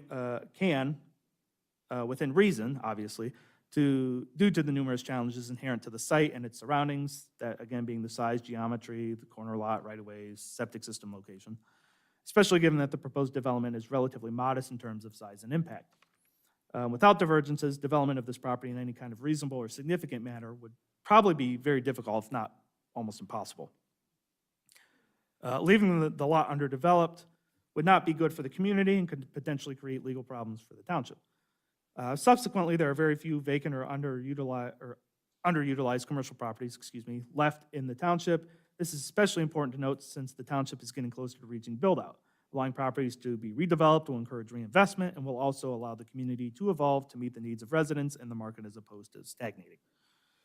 Once the zoning commission has issued a recommendation, this application would be forwarded to the Board of Trustees for acknowledgement and consideration pursuant to sections 2706.09 through 2706.15 of the zoning resolution. If the application is approved, it will also be subject to the provisions of 2706.16 through 2706.19 of the zoning resolution. So that concludes my memorandum. I'm not going to go through the technical reviews. There's a lot of items there. Some of it's just cleanup, some of it's more substantive. But my overview I gave during the memorandum presentation, I think captured what I considered probably the biggest, most important items in terms of compliance and administration. But there are going to be numerous comments in the technical review that also talk about change this word to this word, change this word to this word. Those are more just cleanup items as opposed to compliance or big picture concerns. So scan in here real quick, but with that, Mr. Chairman, I know there's a lot to digest here, a lot to discuss, so I think it's best at this time I turn it back over to you. Good, thank you, Mr. Schaefer. Applicant here, please come up to the table. Should I recuse myself? Yeah. Hey, Chair, I have a perceived conflict of interest, so I'm going to recuse myself for the time being. Okay. Let the record show that Ryan Wester has recused himself for this hearing. You don't get to go home, Ryan. Yeah. If you could just turn that mic on, number one, and then name and address, and then whoever wants to start us off. Mindy Cosman, 5618 Harrow Glen Court, Galena. Bill Myers, 13846 Ullery Road, Sunbury, Ohio. Mark Holbrook, 2355 Cross Creek Court, Lewis Center, Ohio. Kevin Parzik, 333 Stewart Avenue, Columbus. Ben Schilling, 122 South Otterbein, Westerville. Thank you. Who's talking? Okay. I can introduce Yeah, myself. why don't you? I'm Mindy Cosman. I'm a psychiatric nurse practitioner. I currently work downtown at National Youth Advocate Program. I have an office at the South High Street location. I service the entire spectrum. National Youth Advocate Program, despite its name, does service the entire spectrum of lifespan, and I am board certified for that. I also work at Hiddle House, which is a residential facility for adolescent males who are juvenile sex offenders or at risk for offending. I am the sole psychiatric provider at that site. This current project, the Olive Branch, will be significantly different from those two avenues that I have. That's primarily a Medicaid population and very much residents of that particular community. Galena is significantly, Westerville is far away from those locations, and so it's not a conflict of interest related to the other services that I provide. This will be a private practice. There will be no insurance accepted. It's all out-of-pocket private pay and then out-of-network reimbursement from commercial insurances to those patients directly. So the site will be for myself. There will be 5 other offices there, generally intended for complementary services, meaning therapists, people who also are providing mental health services slightly different than mine, so that we have an in-house network of providers who can meet different needs, whether it's based on, some are just pediatric use, some are adult. I am known for my pediatric experience, and so I intend to have a large pediatric population for me personally. That said, I can't guarantee that we'll all be mental health services in there, simply because I do want those spaces rented. And so if someone comes to me from State Farm and they are going to leave a quiet footprint and be compatible with the other services that are provided in the building, then I'm open to that. But the people that I have interested thus far, and 3 offices that I have people who want them, those are for therapist offices. I am currently seeing patients already. I opened February the 2nd, and I have an office in the Elevate building in Westerville, located at the corner of Cleveland Avenue and Polaris Parkway, and so that is where I am currently providing services. When the building is in place, then I will move those patients to the office here. Thank you for inviting me. I'm thrilled to be here. It's an exciting opportunity for my family and I. I live just 1.9 miles from here, so this is just bringing my locus of activity close to home. So the site's a very unique site, right? So we're definitely going to need some help to fit this in there. But I think what we're proposing is a very good benefit to the community and will be a very nice-looking facility, well-constructed. Again, it's a tough, challenging site. I think we've done a pretty good job laying it out where we can keep the existing septic and have access to the roundabout as well. So I know we have some things to clean up and some things to do, but we're looking for feedback so we can give a very good, solid, positive proposal to get this going. Okay. You have anything? I know that we've submitted some architectural imagery. I'm with Gunzelman Architecture Interiors. We're the architects for the building. One-story building, as was mentioned. The look of the building will be essentially a farmhouse style, gable roof, standing seam metal roofing, operable windows, generally compatible with very similar building styles featured in this area. It's pretty small footprint, 6 offices, a waiting room, some bathrooms, as mentioned before. So pretty straightforward structure. I'm with American Structure Point, civil site engineer. I just wanted to note the septic system is existing. There are some separation requirements, environmental separation requirements with that. So that's also what led to the site plan that is seen here. Also want to note that we are the design engineer for the roundabout. So that is the latest plan of roundabout and should be pretty accurate. I'm not the project manager for that project in particular, but it is within our firm. So yeah, that's all I got. Any comments or questions from the technical or the staff memo to discuss now before we start asking you questions? I would say in terms of signage, that's one thing in my court. We're planning to revise some updated calculations for allowable area and also to clarify the setbacks. So we're happy to work with staff or provide further comment. They'll be, as noted in the drawing, fairly close to the new right-of-way line, but just that's due to the lack of space on the site. I think we've understood the technical memo and the commentary, and we generally agree with it, and we'll make some adjustments as noted. And I'll just note that we have reached out to both the county engineer's office and the health department to discuss the septic system and its use for the future use, and then also to discuss the proposed access in conjunction with the roundabout. I'm Mark with KO Builders. Just also, we've tried to, I mean, I know there's some cleanup we need to do. Joe, I think, did a great job of understanding the challenges we're dealing with and what we're trying to do to make it, be good neighbors and be good stewards of that lot, but understanding that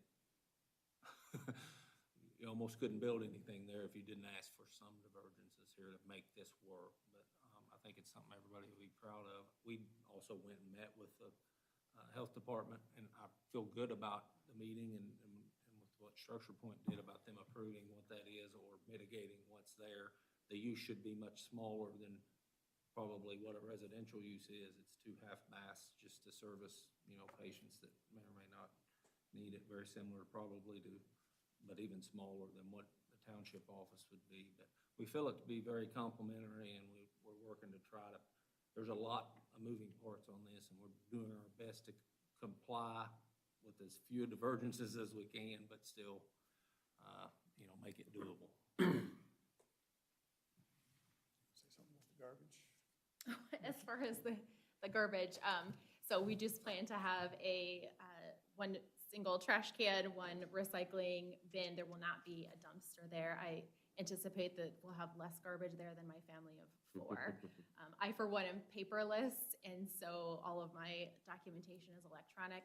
Keep in mind, it's a psychiatric practice, and so this isn't a medical practice where there's table paper to change. And so unless someone comes in with a Starbucks cup that they need to throw away while they're in my office, I'm not generating appreciable garbage. So that should be a negligible issue. And to clarify the intended structure for the building that remains, that's correct. It will be storage. We'll have a lawnmower in there. We intend to provide the lawn service that is there. We intend to provide the cleaning service that's there. This is my husband and I investing in this. We have adolescent children, and so this will be a family project. Okay. Anything else? All right, we'll move on to public comment.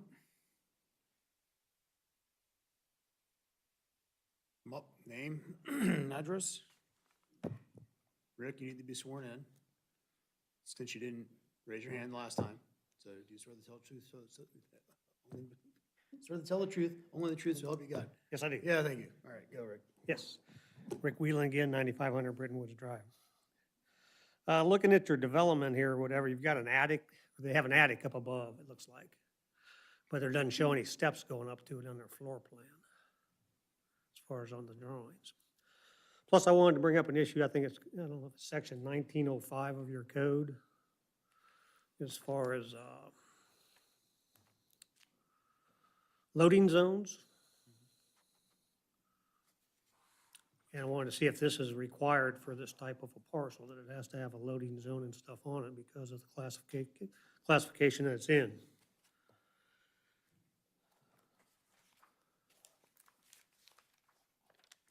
And my biggest issue sometimes with these commercial areas and these areas is just the septic stuff. I'd like to see if they're gonna be able to put this stuff in to have, sanitary sewers and stuff available for them. You're putting a big investment in here. It's gonna be in there for years and years down the road. I don't know what's going on with that development. It's just right around the corner there that they just put in. If they're gonna be able to tie into sanitary sewer for that development at all or not. But if they are, it'd be wise for these guys to tie into it also.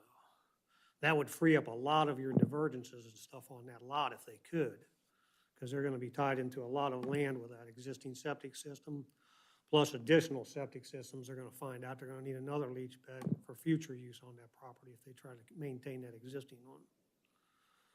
So those are some of my issues I saw on tonight. Thanks.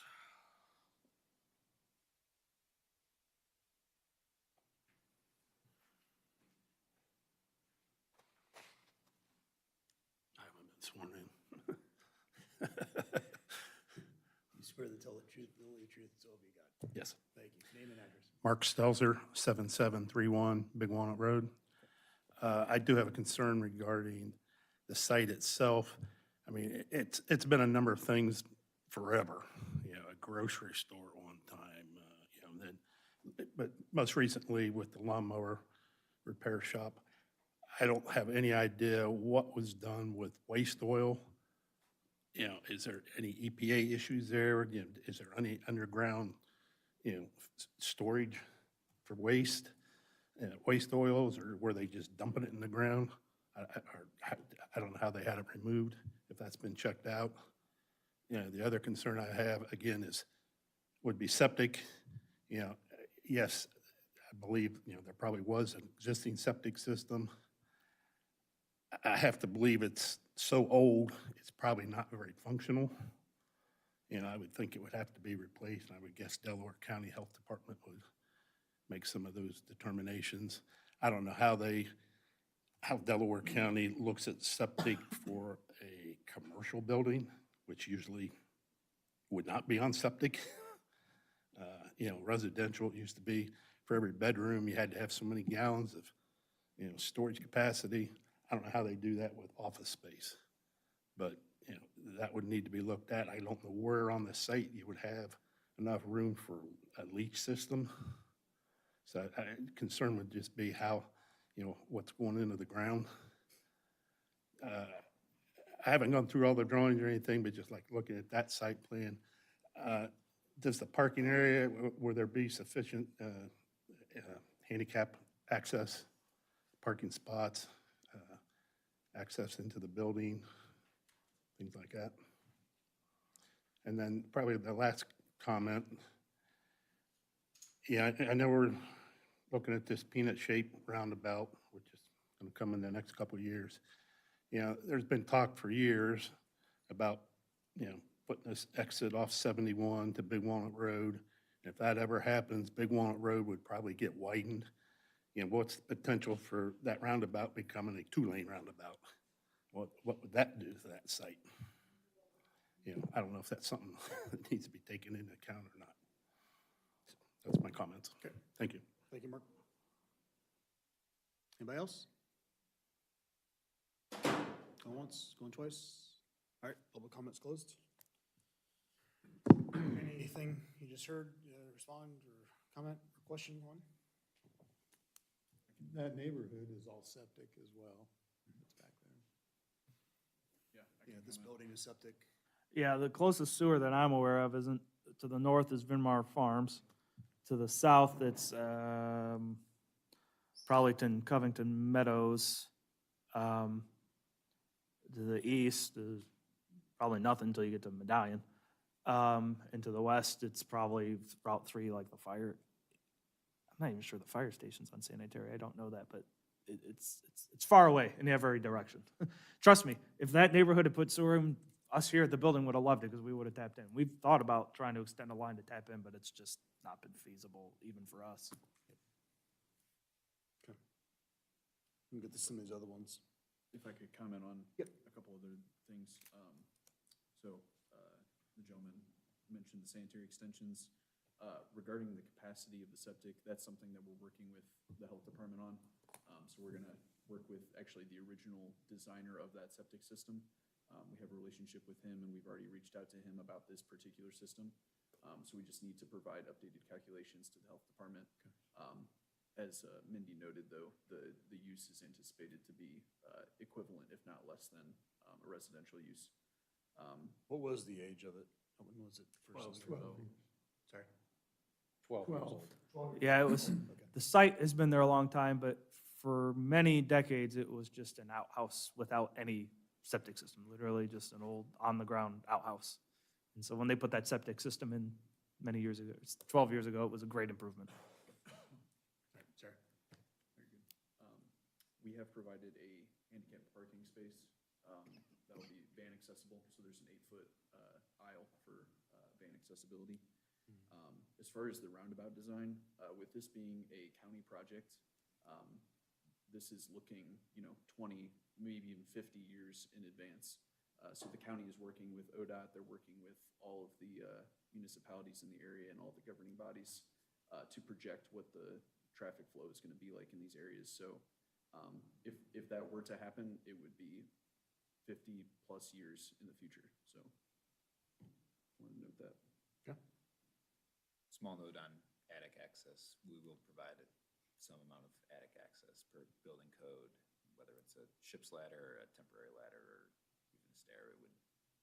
The space is not habitable, so there's many options for providing that internal access only. Okay, thank you. Michelle, questions, comments? You want me to start? Sure. So first of all, I want to say that I appreciate all the work you put in this documentation, great plans. I really appreciate that. And I think that the use is fitting for this location. However, I calculated 15 or 9, depending on how you count it, divergences. That's not including the divergences from the sign, and also not the 703.10 that I took out. That's still a lot. And because we often we are often here talking that 3 divergences is a lot for development, and you're asking for a lot. And I understand that the site has its difficulties, but I kind of drew out what the maximum kind of parameters that you kind of need to abide by. I don't know if Paul can show this. I put the points on there to show 170-foot common open space and/or improved common open space buffer shall be provided along any attractive parameter street frontage measured from the right-of-way line. I mean, that's basically there. That's basically everything. That's the biggest ask that Hoover Overlay District asks us. So you could only, according to Hoover Overlay, you can build there in that top corner. And then according to the planned commercial district, you can basically build there. And even if I made a scenario where we give a 25% leniency, and even then, because it needs to be where the overlap happens, that's here. And it still moves to the back. And I just for the sake of it, I wondered, what would it be if you do rezone to PCD? Because PCD doesn't have the whole Hoover watershed overlay. And you don't have to take care of that problem. So if you go to if you would rezone to commercial business district, you still cannot do anything because of this last one. No building shall be closer than 100 feet from a residential plant district boundary line, which is basically here where the residential district is. But since this is kind of there is a similar kind of offset with 1107, 06, and 07, there's a minimum side and rear yard setback from there. So, I mean, if you could ask for a divergence, I don't know if, Paul, if you could move to the next one, then, you could still build here, but anyhow, it always pulls your building back where you can build. So it's for me, it's kind of I mean, it's for me hard when you come ask for a building in the front of this lot to me, because your setbacks from 100 feet go to 1 foot. It's very extreme to me. And I'm just thinking a lot of projects come in front of our desk, and we're always we rather have it down to a few divergences, okay? And I understand a lot, don't get me wrong, but I'd rather see the building more backwards, either you rezone to a commercial business district or you plan it more like a commercial business district as a planned commercial district. But that's kind of where your building should be, in my opinion. That's just my take on it. I just think it's way too many divergences. I mean, I can talk about all the other things. I have a whole list that I can go over with about all the little things, but in my opinion, it should be a little bit rethought.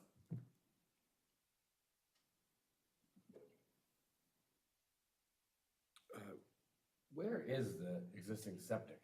Where's the area? Where's the field? Let's see it here. That's, okay. Yeah, I just didn't see it really labeled. I guess it's just an icon or something.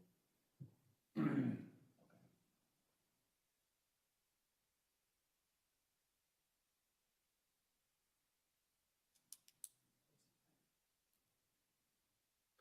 Well, An example of Sebastian's question would be, you know, one of the divergences to reduce the aisle width from 25 to 22, is that still one of the active ones? So As far as I know. what is the genesis for reducing the aisle width from 25 to 22? Yeah, it's both because of the offsets that are required from the septic tanks and the septic mound that's on the west side. So there's pavement setbacks that we have to adhere to because of those septic systems. Isn't it less if you would draw the parking spaces different under a different angle? Well, yeah, then you probably cannot get that. Well, except if you have something at the end. We were talking, where Joe was talking about if you get rid of some of them and have some kind of turnaround at the end. Anyway, for me, it's still like, I can go in all these details because I have that too, but my biggest question is, should the building be in front? I have a question to address one of the comments about the state of the site. Has a phase 1 environmental assessment been performed? Did we have a report? We haven't done one.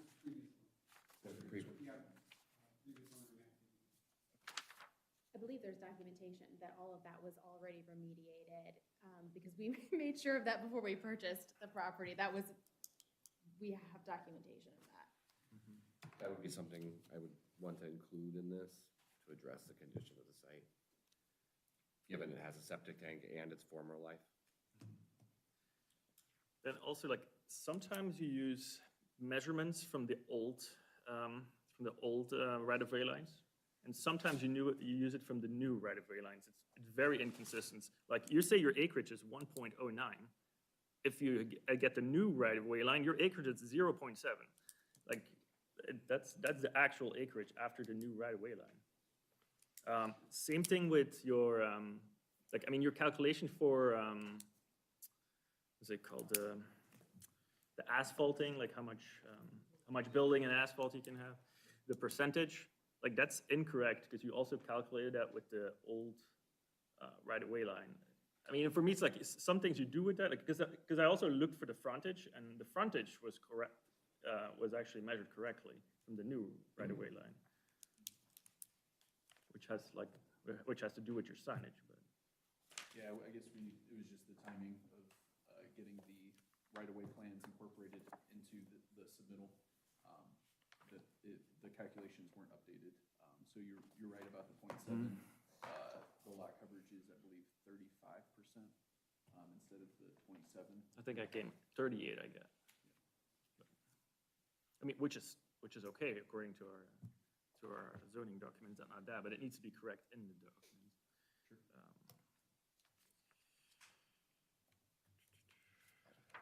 Sebastian's. So perhaps to start a conversation here about where the building should be located and why, Sebastian did these nice drawings talking about the setbacks and those requirements for the different overlay districts. Seems to me a lot of the restrictions of the site are actually the septic and having distances from the septic field in that. So it might be advantageous to have a drawing that documents that, like, here's the existing field and the existing tanks, and because of those locations, we really can also only build over here, which may or may not be why the building is located at the corner. So that's one way that maybe Sebastian could be convinced, I'm not sure. Another way is, I don't know, could we redo the septic field and put it somewhere else if that is the constraining factor for the site? Well, if you were to do that, it's kind of like, where do you put it? So the best location, I mean, I would assume that the township wouldn't want it like at the corner of the intersection. So back in the northwest corner, which is actually the only buildable area really, would be the ideal location for that. So with it being on the west side, with the septic tank being behind the building, we just feel that kind of conceals that and promotes the building as well. There's another issue. Hang on, sir, can you come up to the microphone and say who you are, please? Ron Cosman. I imagine you're with them, so, Sure. yeah. That's why I'm letting you do this. Another issue is that behind the building, when you build mound systems and stuff like that, you can't build it on something that's been disturbed, and there's a building that was removed there, so that land is not usable for anything. Basically, where the mound system is the only place you can put it, in my opinion.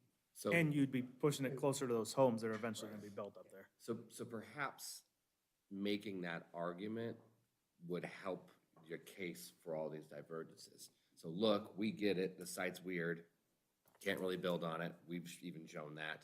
But making the case that these existing conditions are also causing us to do it here, which is why we're requesting these divergences.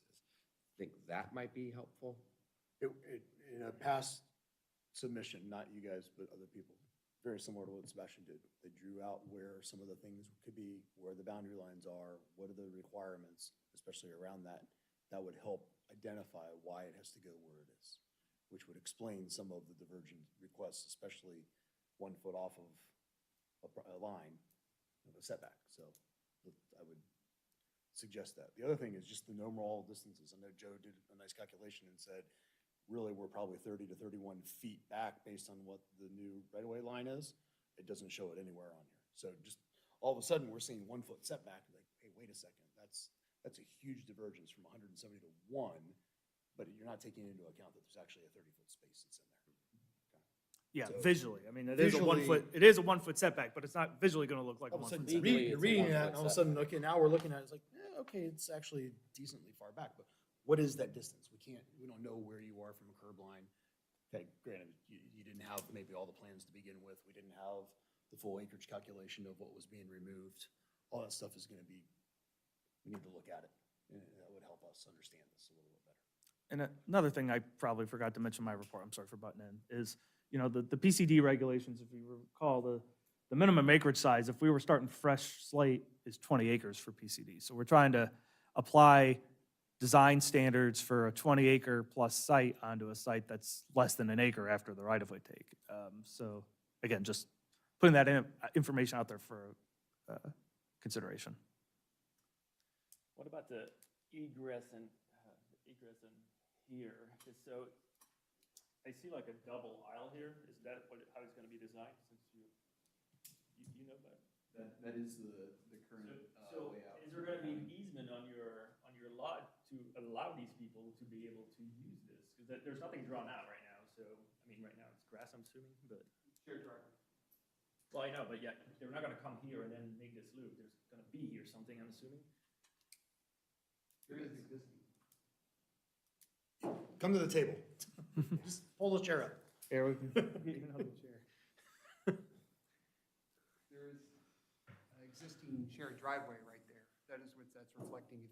If you saw the overhead picture, you will see literally gravel going. So, you know, I understand that, but still, like, right now, how it's been drawn, it's like, to me, it looks like it's gonna be grass. So where is that driveway gonna be? I mean, you probably need to draw it out where it's gonna be. Yeah. And also, is that gonna count towards your paved area? Because, I mean, I'm guessing that's not gonna be grass anymore then, so. I had no plans. Yeah, so I mean, what we've submitted shows where we're paving. Well, I understand that, but these people cannot get out of their driveway with that new design. So, Okay, I'm just, that was just mine. so I think what Sebastian's trying to say is, if that gravel is staying on the site, it needs to be shown on the drawing. And it needs to be taken into account in your impervious calculations. Correct. That's what, he's not arguing the design out in the right-of-way section. He's saying there's gonna be gravel here, a driveway that you're not showing on your drawing that you need to show. And you label as existing gravel to remain. The way that the county has currently designed that intersection, that access point is a right in, right out. So you're correct that if that stays as a right in, right out, there would need to be additional pavement in order to actually get that person to be able to make a right-hand turn. We still need to coordinate that access point in particular with the county, because at the time that the plans were put together and this design was created, that shared access drive with the gravel was still in Yeah. place. Okay. In our code, I mean, let me look which one it is here. So we always, I know in our code, in the planned commercial district, it kind of requires, because the other lot is also zoned that way, that it actually wants just one way of egress. Now there's already gonna be two ways of egress for this, both of these, because now there's one on Big Walnut Road and immediately one gonna be at, I mean, I understand that it's for the house right now, but like the code strives to only get one and connect them both. Well, the code is saying that as opposed, if they were building something brand new. That, I don't look at the code as a way of saying, well, it's this, now you gotta revert it, you gotta modify the site to meet the code. It's an existing grandfathered condition to me that we would have to honor, especially because the county's dictating how this access is gonna work on this roundabout. And they have to maintain access probably for that house. So, and this office wouldn't be using that access point onto South Old 3C Highway. So I get what's being said here, but again, this is such a unique property and there's so many factors beyond their control here. Anyone who comes in to develop this site is gonna be facing these same challenges. And honestly, if you can't do this, I mean, you're looking at, they don't build photo huts anymore, so we're not gonna get one of those little small photo huts. But that's all, I mean, really, that's all you can fit on here. I mean, if you're talking about all the zoning and not putting in the parking and trying to restrict the access. So I'm not trying to sell the development, but I do want to make sure the township, we're cognizant of, you know, we have to be a little fair to the challenges and understand that, you know, if we start levying codes to the point where they can't develop the site, nor anyone can develop the site, that's going to be a huge problem for us because it could qualify as a takings. And we don't want to go down that road. So I think we're going to have to ask ourselves, okay, well, if it wasn't this, what's it going to be? And, you know, so I guess I just am cautioning the commission to make sure that we're recognizing that fact that there are complications here and there could be legality, things that get involved if we're not careful. Yeah, Joe, I appreciate that comment, and I think we all understand, you know, based on the drawings, that the site is unbuildable in accordance with the ordinance, and that divergences would need to be requested for anything to get built. I think having that narrative, we talk a lot about the septic today, how that has put some constraints on the site in addition to the divergences, and I think having that narrative in the development text helps justify these decisions and makes the commission's decision to maybe grant some of these divergences justified. And it helps paint the uniqueness of the site, so someone can't come in and say, well, me too, later down the road on a different property.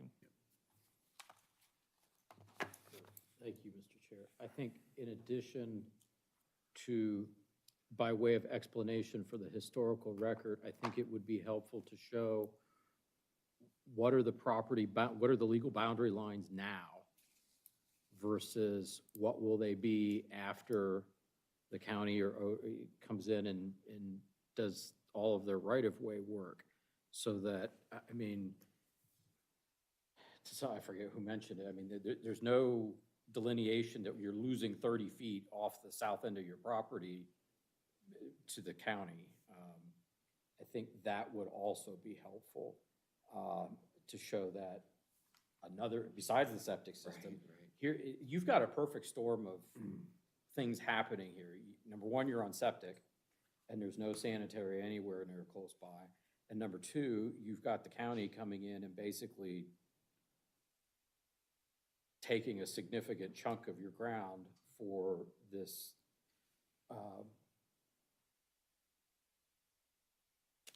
Not roundabout. Thank you, roundabout. I couldn't think of the word.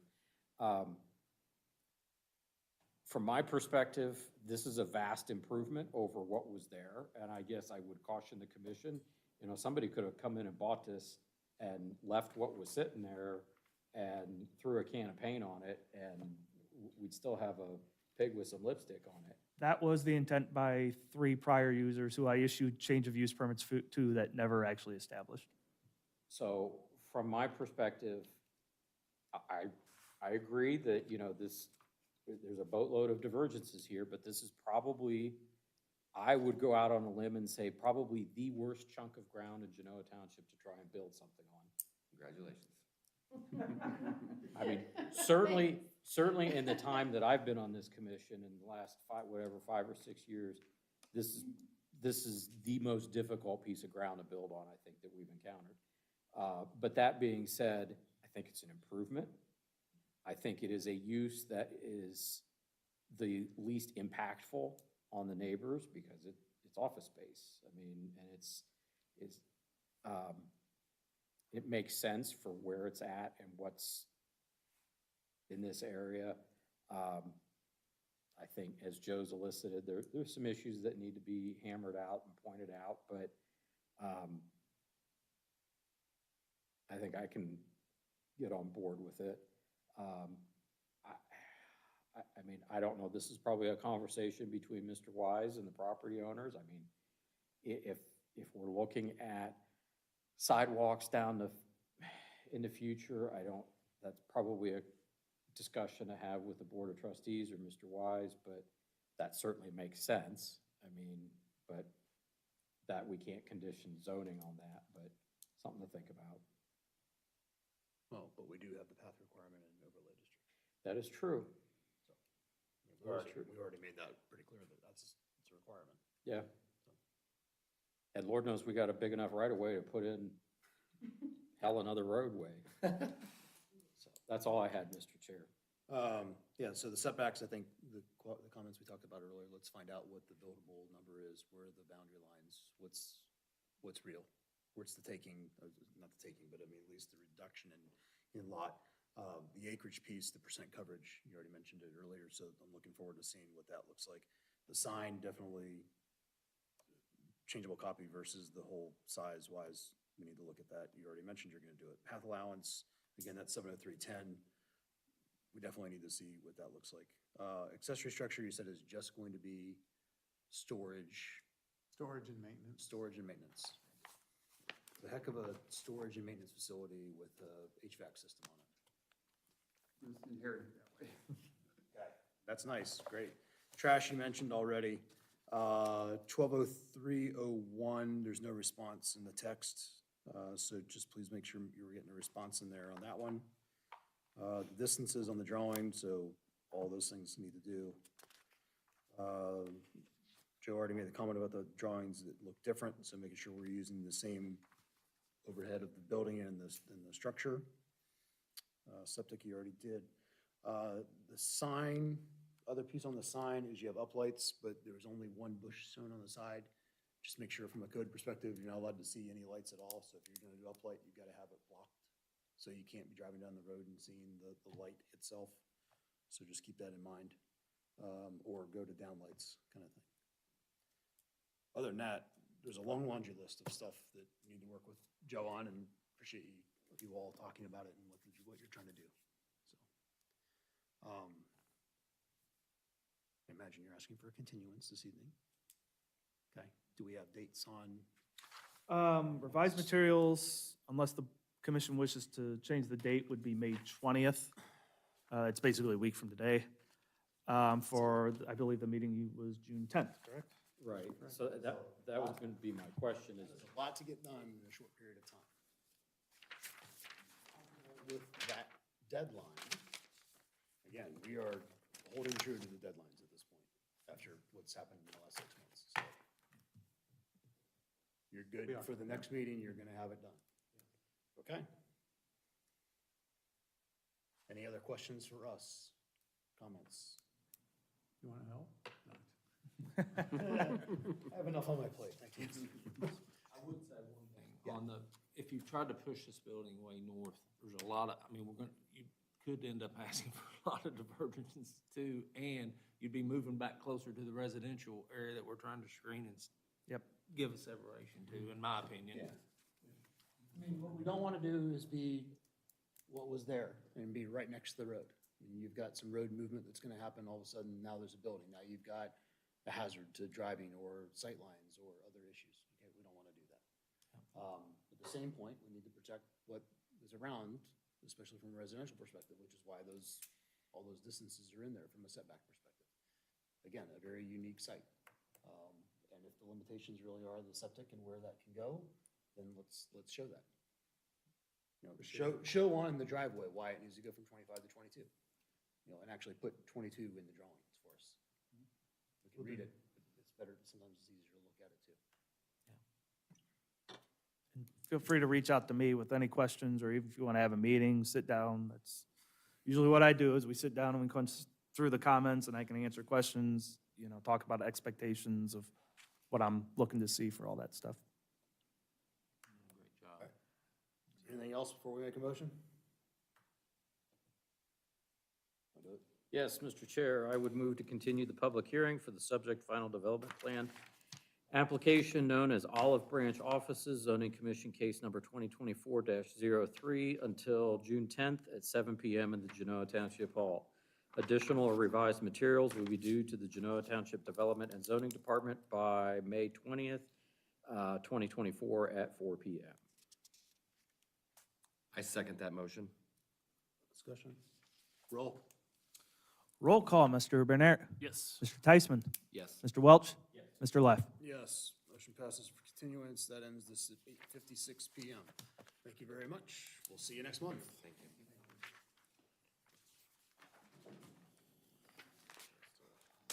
Paul, can you go get Ryan, please? Somebody need a recess? I just need to use the restroom, that's it. Yeah, 5-minute recess. Sorry.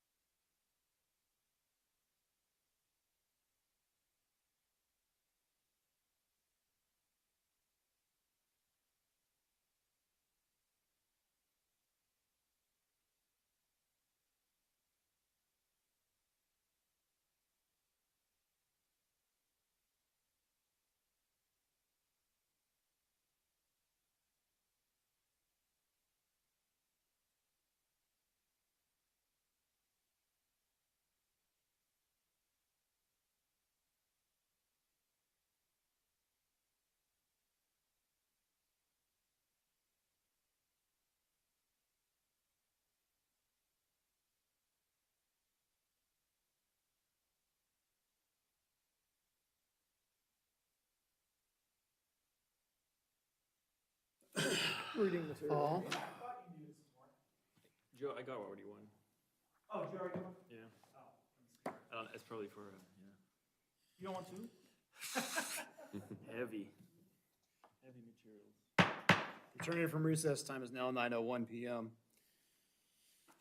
It is 9:01 PM. Does anybody want to go through zoning resolution? Do we need to talk about the other stuff first, or do you want? Was that? You said you wanted to expand on something? No. Is that, okay. Thoughts on ZR, and if we're gonna do at least a chapter or not? Are we, I mean, sure. I wouldn't be opposed to punting this to next month, but so I'll jump on the grenade and throw that out there. But So next month, you'll have the Northgate project, I don't which I have much, just by the way. It's- passed out, and the continued Olive Branch hearing. I mean, we were, the last one was 16 through 20, we made it through 16, so we had 17, 18, 19, 20. No, 17 we did already, so it would be Yeah, we got through 18 17. 17, we did do 17, you're right. never 18 mind. and 20 we said for the, but like, I mean, I'm just, like, me personally, I don't have a lot in there, so, I mean, I don't know if other people have a lot. There wasn't as much changes in signs. No, I have one thing in 19, that was it. All right. Let's go fast, 30 minutes, we're out. Yes, sir. so we're starting on 18? Yes. What page is that? It's like 300 or something? I just had a quick question about 180205. 307. 307. Wait, where are we? Page 307. I'm getting to the page number. He's looking at the PDF. Yeah. Which one? And I just kind of want to clarify, Joe, what does it mean by N? The maximum projection distance from a building to any other, Which number are we on? N, Oh, it's page 18.4 technically. Yep, I'm with you. I got it. so 1802 what? 05.n. Dot N. Yes, Got it, got it. Does that just mean that the sign can come out 4 feet measured from the wall? Is that what it means? Yeah, imagine like a blade sign sticking perpendicular out, or, you know. like Okay, the- yeah. The sign for like the Blue Santa Cantina in Uptown projects out from that building. Okay. Yep. Just making sure it was. So I did have an issue in general with signs, because where I live, there's a lot of people who start mounting signs on telephone poles, and they're bolting them in there. What can the sign section say about that? Or You're is there not supposed to anything? do it. Well, I know, but is there Yeah. anything in it? per se? Yeah, there is. I think we have, there's a whole laundry list of stuff you can attach them to. Plus, the utility companies don't like that either. Oh, I know that, it's in here, I promise. I just can't find the section on the spot, of course.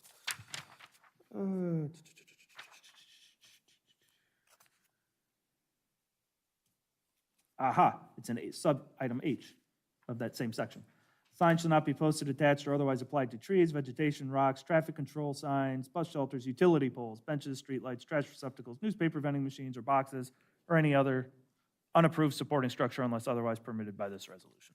So, yeah, you're already not supposed to do that, but of course, that doesn't But mean there's nothing people, we can do about it. not to prevent it necessarily.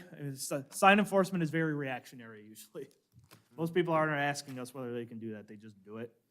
But yeah, if we can get them off, we will pull them off. Okay. But sometimes they're affixed on there pretty good. That was all for signs for me. So we're out of 18. Anybody else on 18? Yeah, I got one on the signs. I'm a little bit behind here, so I'm at 180205G. Mm-hmm. Two, just a question about the white interior light, says internal illumination of a sign shall be permitted by white interior light. What does that mean exactly? Does that mean, like, if I have a exterior to it that's maybe red or green, it's a white light inside, but when you look at it from outside, Correct. it could be white or Yes. green? Yeah. Okay. Yeah, so obviously from the outside, it's gonna look like whatever color it's gonna look like, but the lighting behind it That should makes generally sense. be Thank white. you. That's all I got. Anything else for 18?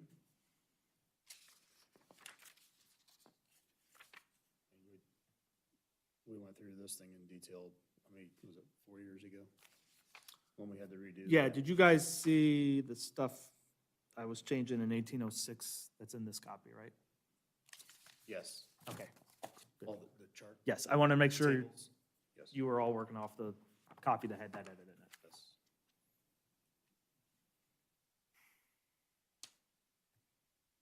Are we into 19? 19. 190202. Okay. Why is a parking plan not required for duplexes, manufactured homes, mobile homes, row dwellings, residential care facilities, and family dwellings, single family? Well, the last one I understand maybe. Why not for the rest? Why is there no legal approval necessary? That's basically the question. Because they're residential, we wouldn't. But even for like row dwellings? Well, I guess my thought also was in most of those plans, those are gonna be part of development plans, like we're not gonna see a standalone zoning permit application for a duplex complex, because they're only allowed in the plan districts. Okay, I see, okay. So that's the theory, is that we will have addressed parking during the zoning commission stage of it. Or residential care facilities for 5 or less individuals, I have to treat them as single-family homes anyway, under Ohio law, or so I understand anyway.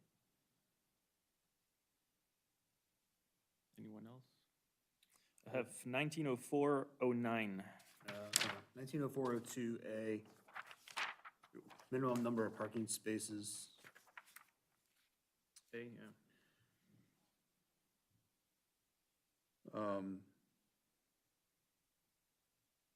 This is not, again, similar thing here. We're not talking about the planned community. It's a standalone. Is that what we're This is saying? for anything, regardless. So Okay, what I'm let's- trying to do is I'm trying to simplify the parking as much as I can. You know, some communities are going away from even parking minimums at all and actually setting parking maximums, because you get a lot of large, very underutilized parking lots. It's gotten a lot better over the years, because people don't want to do that anymore, nor see it, nor provide stormwater management for it, and it's ugly.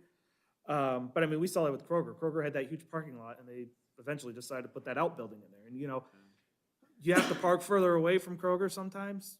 Yeah, but is that site absent of maybe like the day before Christmas or Thanksgiving overflowing? No. So what I was trying to do here, simplify it, not have to have a standard for all of those uses we have in Article 5, and trying to come up with sort of a more generalized standard, understanding there are still certain uses and situations because they don't have a lot of indoor areas. So you could have like this big sports entertainment complex, and the only building could be a little small concession stand on it, right?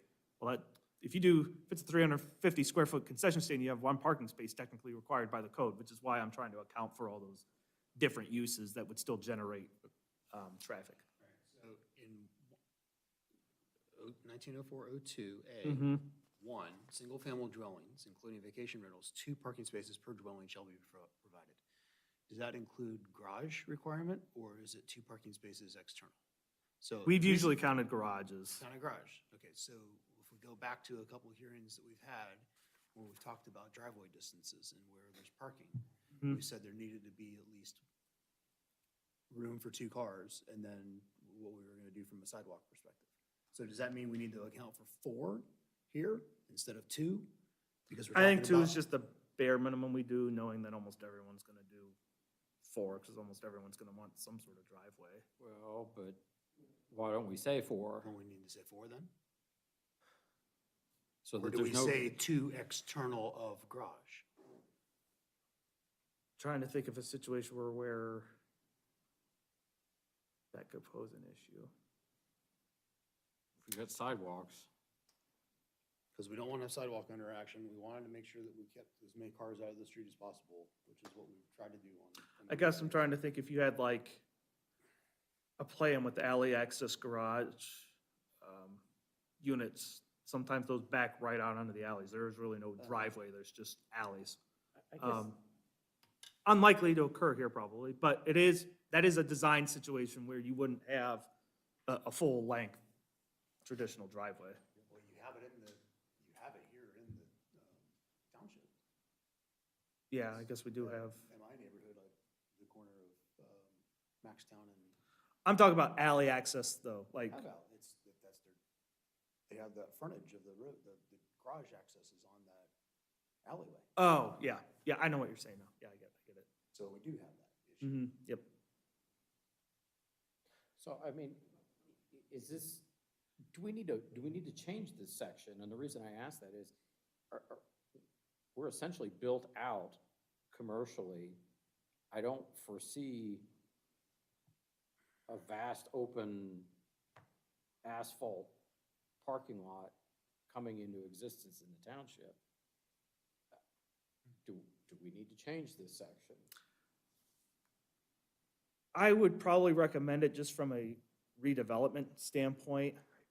Also, if someone does want to come in and, let's say, Home Depot decides we don't need all this parking lot either for whatever reason, and they wanted to do something, the old parking code may say, oh, you still have to have all these spaces, but maybe the new parking code provides some leniency. So that's the thought process here. And again, what I really didn't like in this was the uses we were listing in the parking section didn't match the uses that were in Article 4 and Article 5, and we weren't using the same terms, the same breakdown, which I don't know why we would, or why we would not be. So instead of listing however many uses I came up with for Article 5, I thought maybe we'll just do one generalized standards and call out these outliers situations, should they ever occur.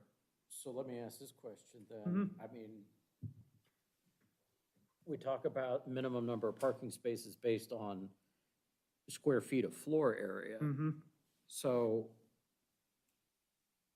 that's one standard, but then the building code, let's say you do have a commercial development, somebody wants to come and build an assembly space, you could have an occupancy load of 1,000 people, but yet, based on this number or this ratio, or you may not have enough parking spaces for what the building code allows in terms of the occupancy. Well, yeah, obviously, if their building code's gonna require them to do more, they're gonna have to do more at zoning because they know they're never gonna get the building permit if they don't provide that. So to me, it's sort of a self-regulating issue, I guess, to a degree. Now, they would need to know what the building code standard is at the time of zoning.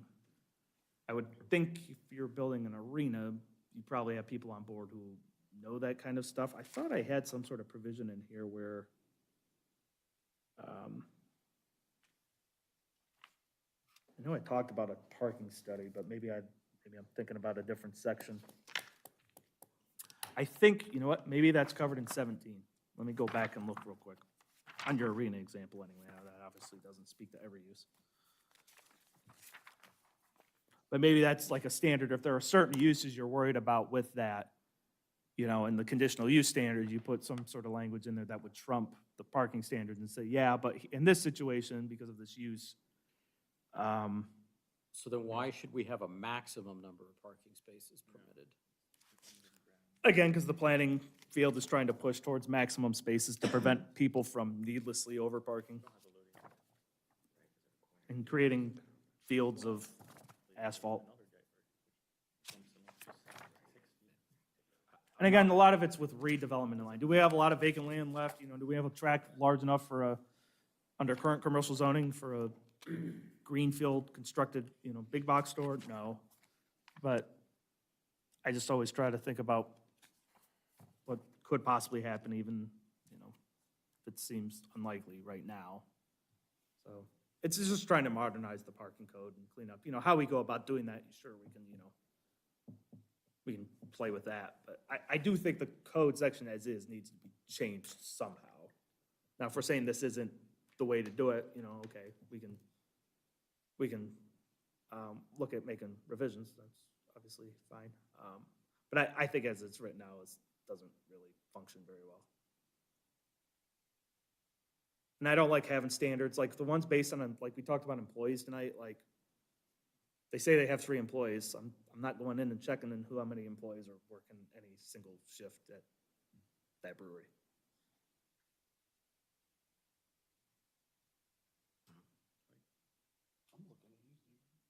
sign some of these. I have a different, I'm for the rewrite. Yeah, Yeah. yeah, I am. Mine was really more of the residential piece, if we needed to require more than just the garage, because we've run into that, so. I mean, we can clarify, if you want to put that in there, I mean, we can do that. Just know we're now stipulating a certain house design type, because now everyone's going to have at least 20-foot long driveway when they do that.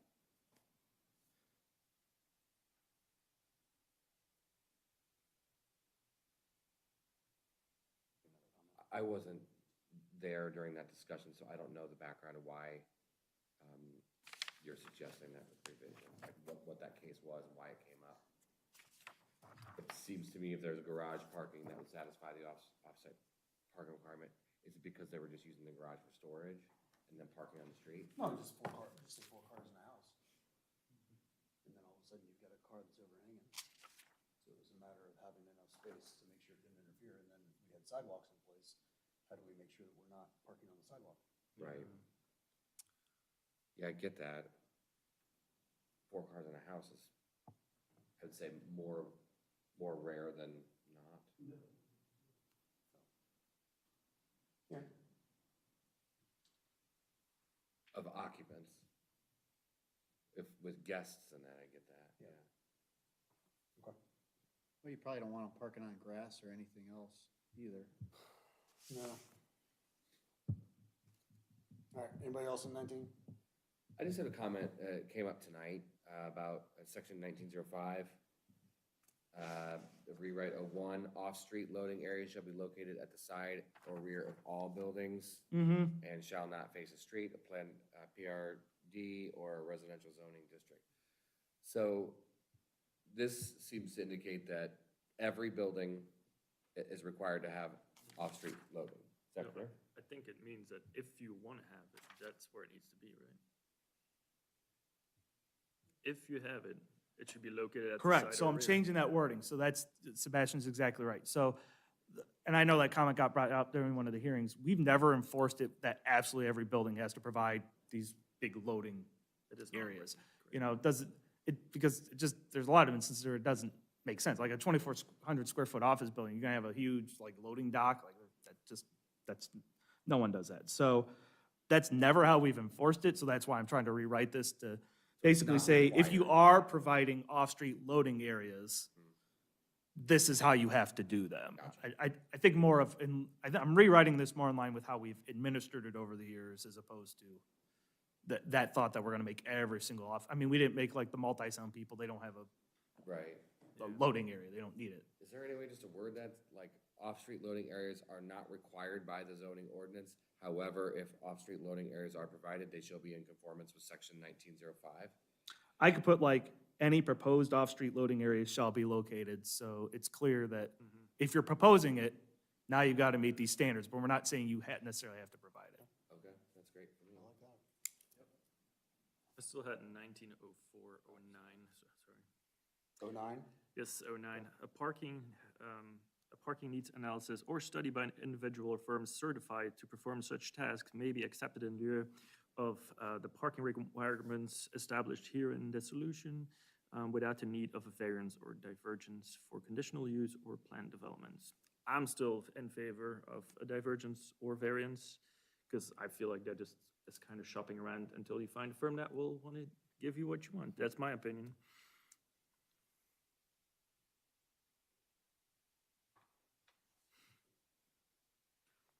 So I don't play in the engineering field, but are these such people that do these things?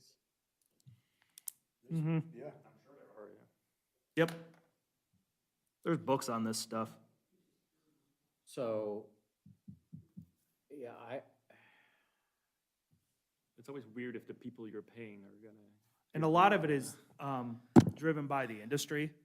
Like, the grocery people, they have formulas. They have studies. Kroger's got well, yeah, decades of data to work with. So that's usually what it is. And that's what this is trying to account for. If we get some really unique off-the-wall use that no one could really anticipate that is special needs, maybe they have a parking study that says, okay, here's what we actually need based on. I mean, mean, I'm fine if you these. bring these studies forward, but I still feel. You just we wanna- need to have still a say in it. That's my opinion. I would tend to agree. Yeah, we can strike that. Yeah. I mean, you can bring the study forward. I'm fine with that. So just strike 09? Yeah, I suppose we could, because if you're saying you're willing, if someone wants to do that, you don't really need to say you It could justifies do the that. diversions if they want to bring it to us, so. Yeah, exactly. That'd be your justification. So I guess you really don't need it at that point, that section at that point. So just strike it? Strike it. Okay. And what do you mean by the point underneath point 10? What do you mean by what on 10? Yeah, 1904 at 10. Shared and/or reciprocal parking agreements and corresponding access easements may be accepted in lieu of required on-site parking spaces. So we ran into this one where Okay. maybe somebody didn't have enough parking spaces, but didn't have enough land to do it. Okay. They worked with a neighboring property owner. Okay. To say that they could use the parking spaces to account for that because the hours of operation were Okay. different. Okay. So basically just trying to build that flexibility into the Yeah, code. okay, that's fine. It's like when we talked to Campfire last month. Yeah. Do you have enough? If not, can you use the other lot? As long as you have a written agreement that meets you. Okay, that's true. So there's an allowance to count those spaces when they are in operation because Yeah. these are not in operation. Then 1905-10. I just have, this point A is weirdly formulated. I think it needs to say under 10,000 square feet of gross floor area. Oh, yep, you're right.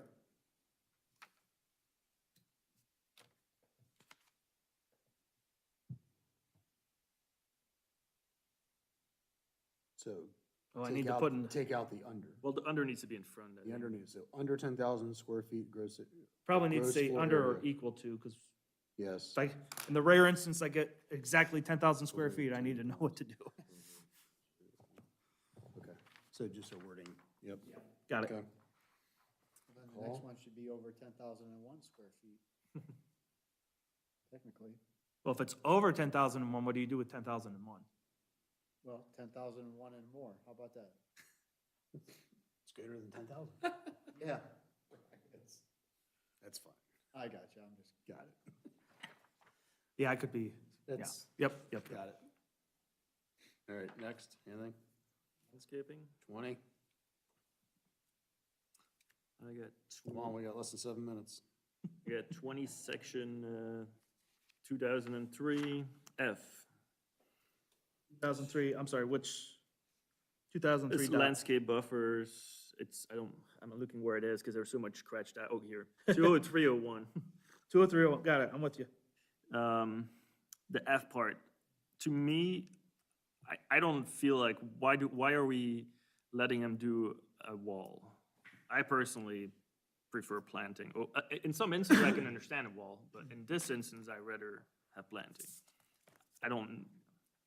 I mean, definitely in like, because it's like a setback buffer. I think Otherwise, you just get all these plantings away and there's gonna be a wall instead. What is this section talking about? Or you could do a wall with less planting, maybe. Maybe I'm fine with that, but Well, we did a wall for multi-sound. Oh, it's screens, I see, buffers. And the solid masonry wall comes out of existing section 2003.02, so that list is largely mirroring what's already in there, it's just been, some of the wording's been expanded.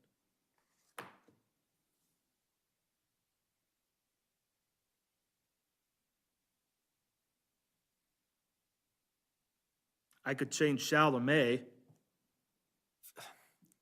and then that makes it, to me, it's just like, I'm fine per se with a wall. I just like, if it's like combined with some planting, okay, but it's like also a wall is like definitely in the buffer area, it's like, that's, like, I can understand it next to someone, like, when the buffer is on the side lots. But here's like, it's also, if a car drives into it, I'd rather see a car drive into a bush than into a 5-foot wall.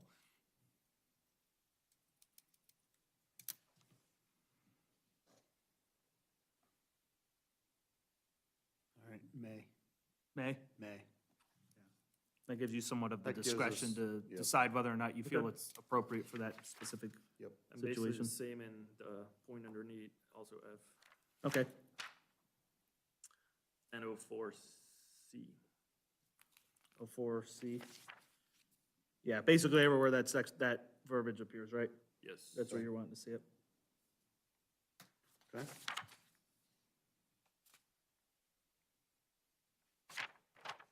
Next. Then I have some typos on page 26, 20-6, which is section 204, where is it?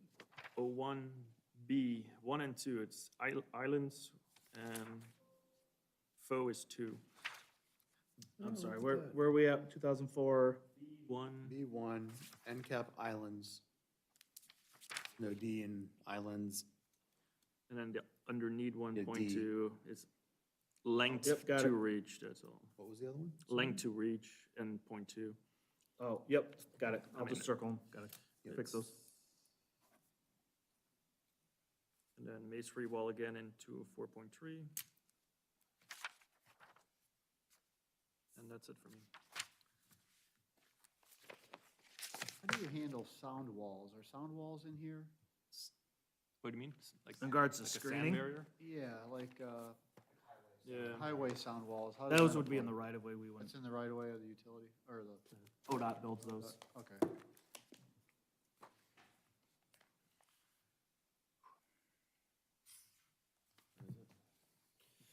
All right, so that leaves us 21 through, let's do 21 to 25. Maybe it's 20? That's good. Halfway. 20. Yeah, that's probably fine. Okay. 21 through 25? 21 to 25. Got it. Get done, everyone get done for there. Look at that. See, Chip, that wasn't so bad.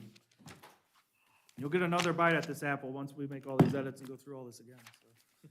Oh, well, once we initiate it, go from there. All right, real quick, public comment. Anybody want it?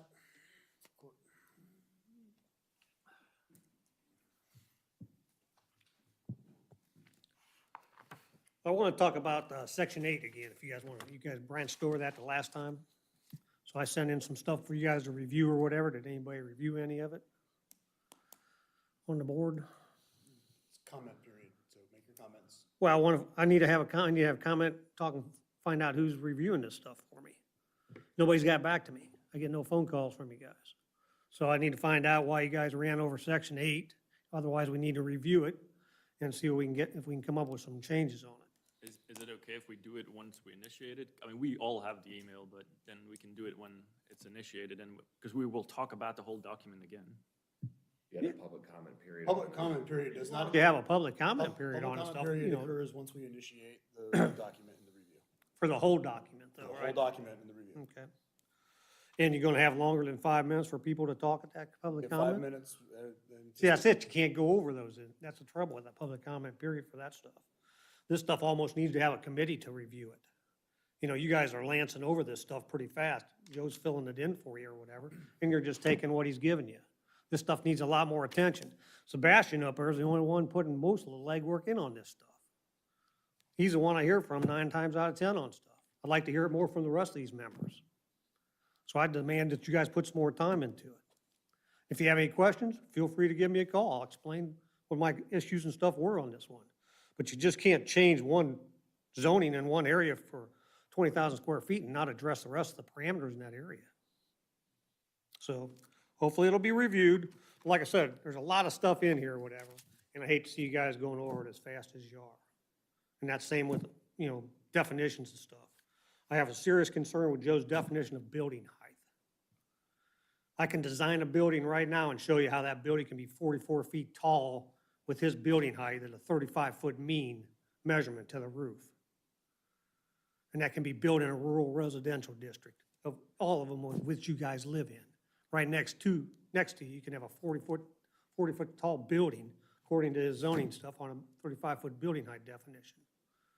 I don't think that's right in our township. So I think some definitions have to be, some considerations really have to be concerned with as far as how we're defining building heights and stuff, especially for principal structures and for accessory buildings. They're different. You can't have an accessory building the same height as a building on a property. Doesn't look good, for one thing. So those are my comments on the upcoming stuff. Thank you. I mean, once we initiate it, there will be also included all emails that we get, right? So, Yeah, so we just can like talk normal. about it, we can Yeah. definitely email it, and we will review it then, because we will all get it, and then the review stage, we will go over it. It'll go into the record at that Okay. point as a part of initiation. And my recommended plan on this was, once the commission gets through its first initial blush of review, was probably to send it out for legal review, as well as a review by the Regional Planning Commission, not the required review by the Regional Planning Commission. I'm talking about even a review that I'm gonna ask them to do special for this. So if there are any big items or recommendations that they have, we can work through them before possibly even initiation of the document. So, yeah, there's still plenty of time, and I think right now the plan was to go article by article, not to go backwards on stuff, get through it all, and then have some of those reviews done. Make any other changes you feel like you want to make, then do the initiation, and then we go through the whole public hearing process. So there's still a long ways to go on this, at least in my opinion. Other business? We do not yet have another member appointed. The board has not, they've discussed it, not taken any action on it. Those discussions happened in executive session, so I'm not really at liberty to say what occurred there. Other than that, like I said, your meeting next month is just the Northgate office project, which you now have, and the continued hearing for Olive Branch. Gosh, no, other than that, I basically been working with all these non-residential applicants, working with Gianmarco's, getting their stuff cleaned up, work with the Campfire Brewing guys to get their application cleaned up and ready for tonight. A lot of sign questions from people lately. So the daycare that was gonna go in Northgate is now looking for another site, so trying to answer some of their questions. So it's been a very busy first half of the year for us, especially in the non-residential front. Not sure when we'll get the final plans for Mira Luna. I expect we'll see those at some point. I'm not sure really what their timetable is, but no, is there any questions for me on how things are going out there? Seeing anything? Good. All right, next meeting is June 10th, 7 PM here. Yep. Move to adjourn. Second. Second, all in favor? Aye. Opposed? Meeting adjourned, 9:33 PM.